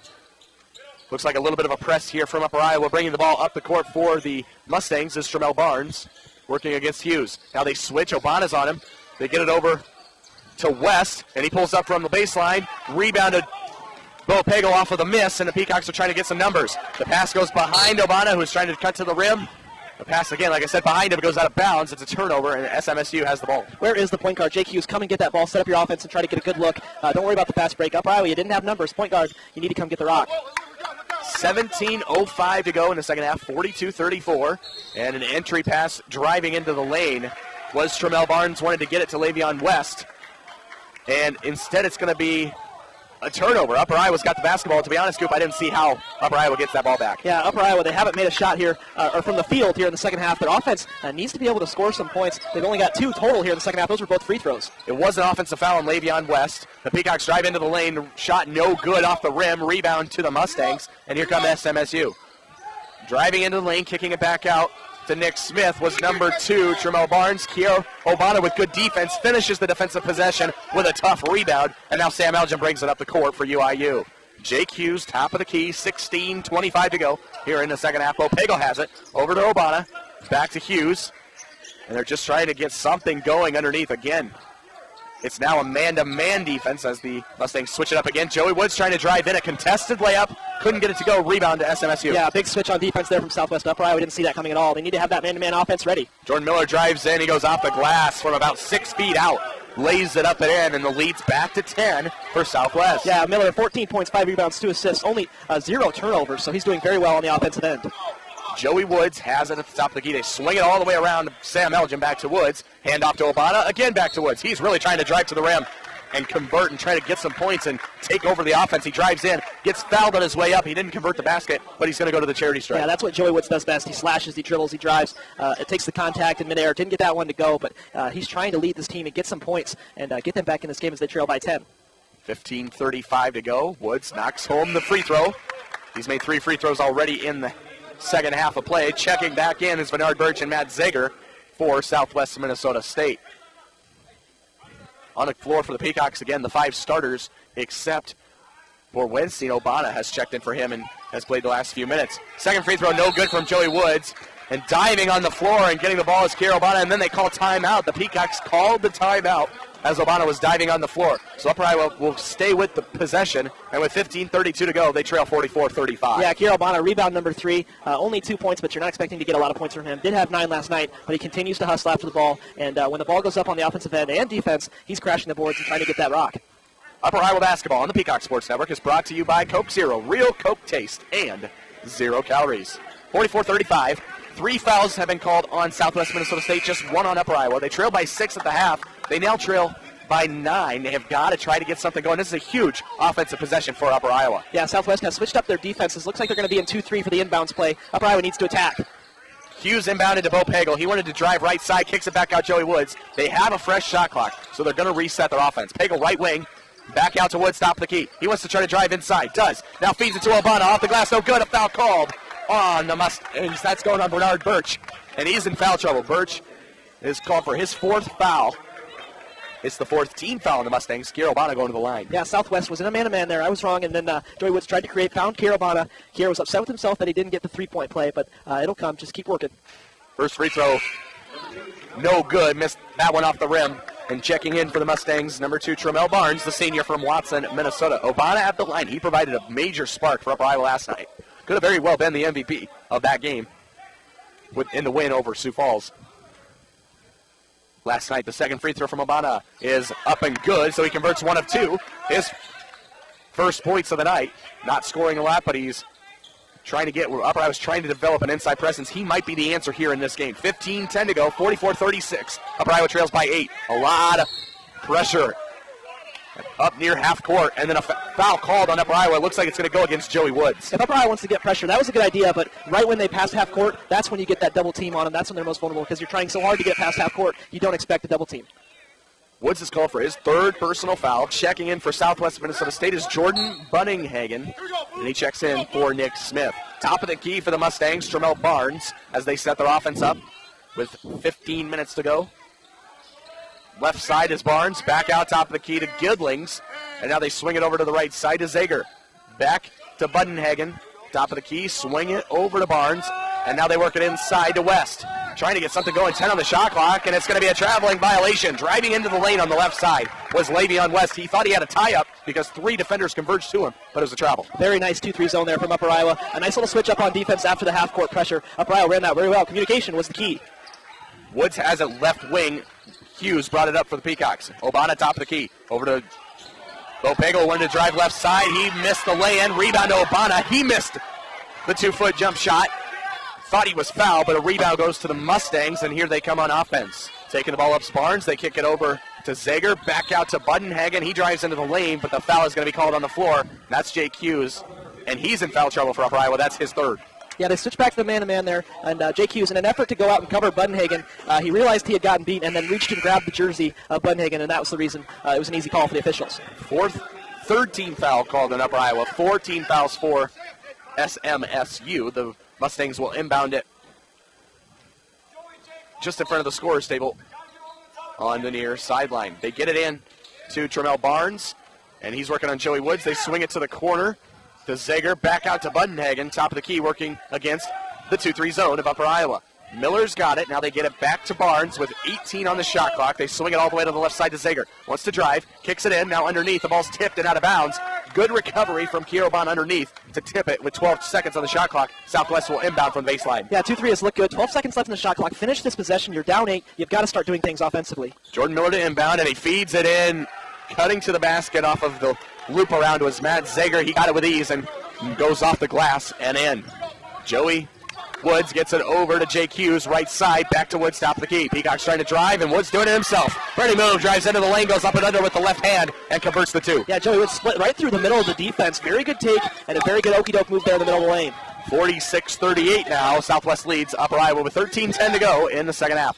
Left side, here's Tremel Barnes, working left wing against Woods. Barnes drives against Woods. The foul is called, and it's going to be 2 shots, so if that shot almost went in, and that would have been a and 1, but instead it's going to go on Jake Hughes, and that is another foul on the senior for Upper Iowa.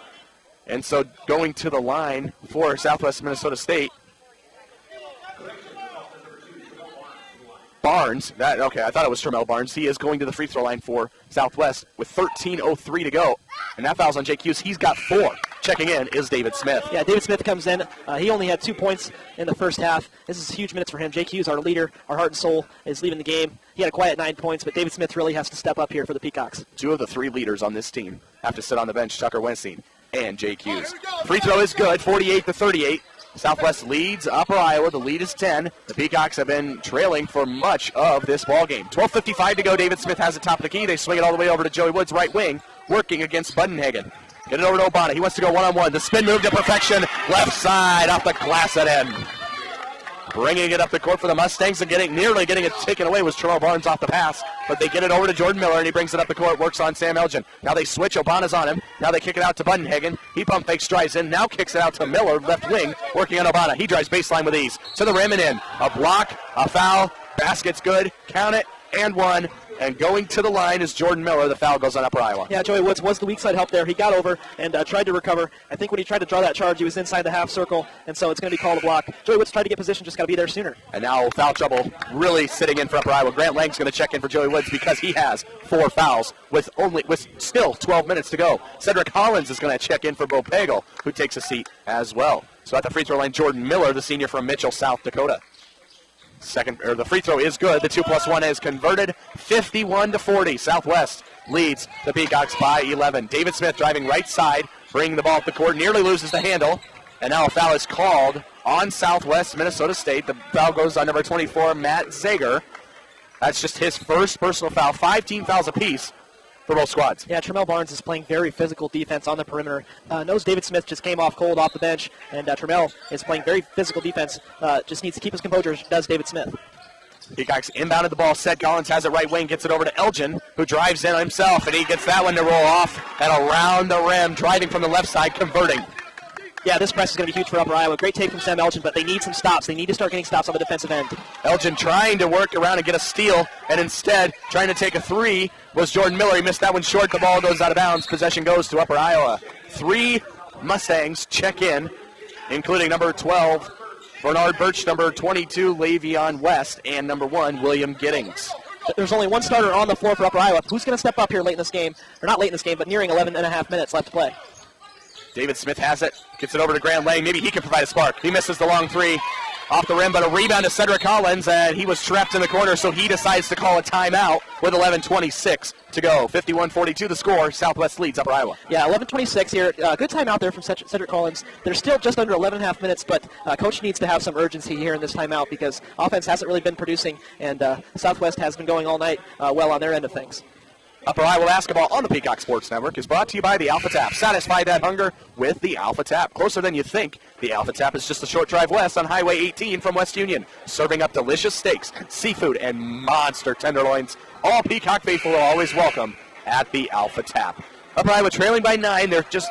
They have to not only match possession with possession, they've got to get some big stops on defense, but it starts right here with a huge offensive possession. David Smith inbounding. Yeah, score here, get a stop, possession by possession. You need to take your time, but still have that sense of urgency. Smith to inbound from the baseline on the left side of the court. Peacocks are going from right to left in your mind's eye view. Smith looking, gets it all the way back out, and the pass is picked off. That one is taken away by Giddings of Southwest. He's trying to drive on Grant Lang now, and he instead is going to be a goaltender. So they're going to count the basket right there. He drove in, and David Smith tried to get a block, but he hit it off the backboard. It's going to be a goaltend. Yeah, I think the ball hit the backboard first there, and that was the reason for the goaltending call on David Smith. An easy one for the officials. Peacocks bring it up the court, working with David Smith and Sam Elgin. And now Upper Iowa still working against the 2-3 zone. Elgin, right side, has it in the corner from Ced Collins. Now he gets it into Obana. He's working down low, tries to go off the glass with a hook. He's fouled on the way up, and Obana is going to the free throw line. Yeah, huge free throws here, as is every free throw here late in this game for Upper Iowa. They need points from somewhere, especially the freebies. Obana at the free throw line, the sophomore from Brown Deer, Wisconsin, a walk-on player. He was not recruited here to come play basketball for Upper Iowa. He tried out for the team, and he made it. He hasn't played competitive ball in a year and a half, but comes up here, makes the first free throw. He's played some very valuable minutes the last 2 nights. He got some time in Hawaii. Coaches liked what they saw, and he's getting some time here in Northern Sun Conference play. Second free throw from Obana is up and good. He knocks home both of the free throws. It's down to a 9-point game. Yeah, 2 leaders, JQ, Tucker Winston on the bench. These bench players need to step up here late in this game. Quickly getting the ball down the court, a near traveling violation, but now getting it back out from Giddings, and he gets it to Birch. Birch driving left side. Giddings wants a 3 left wing. He knocks that one home. He comes off of a screen, gets the ball top of the key, or correction, left wing, and knocks home a 3. David Smith was trapped in the backcourt, gets it up to Sam Elgin. They're looking for something to go their way offensively. Obana driving in, spinning, fade away, nice touch inside. Yeah, another 2 points from Kira Obana. I say late in this game because I feel like Southwest has a huge lead. Upper Iowa needs to get some stops defensively. 10-15 to go, 56-46. Southwest leads Upper Iowa. They get it inside to Smith, working on Ced Collins. That's a mismatch all day. Nick Smith, a little baby hook over Cedric Collins, and he knocks that one home. 58-46. Lead back to 12 for the Mustangs. Bringing the ball up the court is David Smith, and he's going to be called for, or there's going to be a foul called on Southwest Minnesota State. That's going to go on Miller, fouling David Smith as he was trying to get it up the court. Yeah, with an even 10 minutes, Southwest 12-point lead. I feel like their lead is 30 at this point. They have so much momentum, and Upper Iowa's just been so inconsistent on their end of things. Only 44% from the field, and Southwest 54% from the field on their end of things. Second personal foul called on Jordan Miller, the 7th team foul on Southwest Minnesota State, and so free throws are upcoming for Upper Iowa. That was their strength last night. They got 39 points from the charity stripe, and knocking home the first one was David Smith. Checking in for Southwest is number 24, Matt Zager, and number 22, Le'Veon West. David Smith at the line, the redshirt junior from Chicago, Illinois. With 10 minutes exactly to go here in this one, he knocks home both free throws. 58-48, 10-point game still, so each possession just mounts and becomes more crucial for Upper Iowa, and it starts right here with this defensive possession. Tremel Barnes working left side, gets it over to Giddings. He drives in, and very nice presence of mind right there by Sam Elgin to get his hand up because they were trying to get the ball inside to Le'Veon West. He tips it out of bounds. Possession stays with the Mustangs. 58-48 the score. We're at the under 10 media timeout. We're going to take a break. Come back right after this. You're listening to Upper Iowa Basketball. They trail by 10. They need to get something going. We're at the under 10 media timeout. Upper Iowa Basketball right here on the Peacock Sports Network. Scott Pharmacy in Fayette invites you to stop in for all of your prescription and non-prescription pharmaceutical needs. Scott Pharmacy in Fayette is open weekdays 8:30 till 5:30 and Saturdays 8:30 till 12:30. For your convenience, Scott Pharmacy offers free mail-outs and competitive prices with the buying power of a value-right pharmacy. Scott Pharmacy, 238 South Main Street, Fayette. Call toll-free 800-246-0024. Scott Pharmacy, a proud sponsor of Upper Iowa University Academics and Athletics. Welcome back to Norman Gymnasium here. Zach Carlisle alongside Cooper Widenthaler. The Peacocks trail 58-48 to the Mustangs of Southwest Minnesota State University with 9:44 to go here in this ball game. Peacocks, each possession means so much more at this time of the game, but they trail by 10. Yeah, they're starting to get the free throw line a little bit more here. 10 of 14 for Upper Iowa, 12 of 15 for Southwest, but still more turnovers. 10 for Upper Iowa, 6 for Southwest, and ball security is never more important than it is right now. And as you said, possessions, the pressure on Upper Iowa mounts and mounts as this game continues on into the final 10 minutes. One thing that's definitely going to go Upper Iowa's way is the fact that the Mustangs have 7 team fouls already. The Peacocks will be shooting free throws from here on out for every foul that the Mustangs commit. Inbounding the ball from the baseline was Jordan Miller. They get it out to the top of the key to Tremel Barnes for the Southwest Minnesota State with just 12 on the shot clock. Swing it over to Matt Zager. He's driving on Elgin, and the foul is going to be called on Sam Elgin. So the senior is called for his first foul of the night, the 6th team foul on Upper Iowa. So inbounding the ball left side is Jordan Miller. They get it to Tremel Barnes. Top of the key working on Seth Collins. A fresh 35 because of the foul called in Upper Iowa. And now top of the key trying to drive again is Zager on Elgin. They get it back to Barnes working on Grant Lang. Barnes swings it back out to Miller with 18 on the shot clock. He's working on Kirobana. And now they're going to call a foul. And you're going to count that? That's going to be a foul and one. You got to be kidding me. Jordan Miller on a crossover was fouled by Kirobana, then takes the shot from 18 foot, knocks it home, and they're going to give him a free throw. Yeah, it looked like the contact was on when he was just dribbling and trying to set up his shot. This crowd is very upset with that call, but he just keeps adding to his total. They have 19 points, 6 rebounds, and 3 assists. I can honestly say I don't agree with that call. Nope, not at all, not at all. Free throw is good, though, from Jordan Miller. Nonetheless, it's 61-48, a 13-point lead for Southwest Minnesota State. The Peacocks have got to answer right here. David Smith drives into the lane, and as he does, he is fouled by the Mustangs, and the foul goes on number 13, Jordan Miller. So that, again, that's the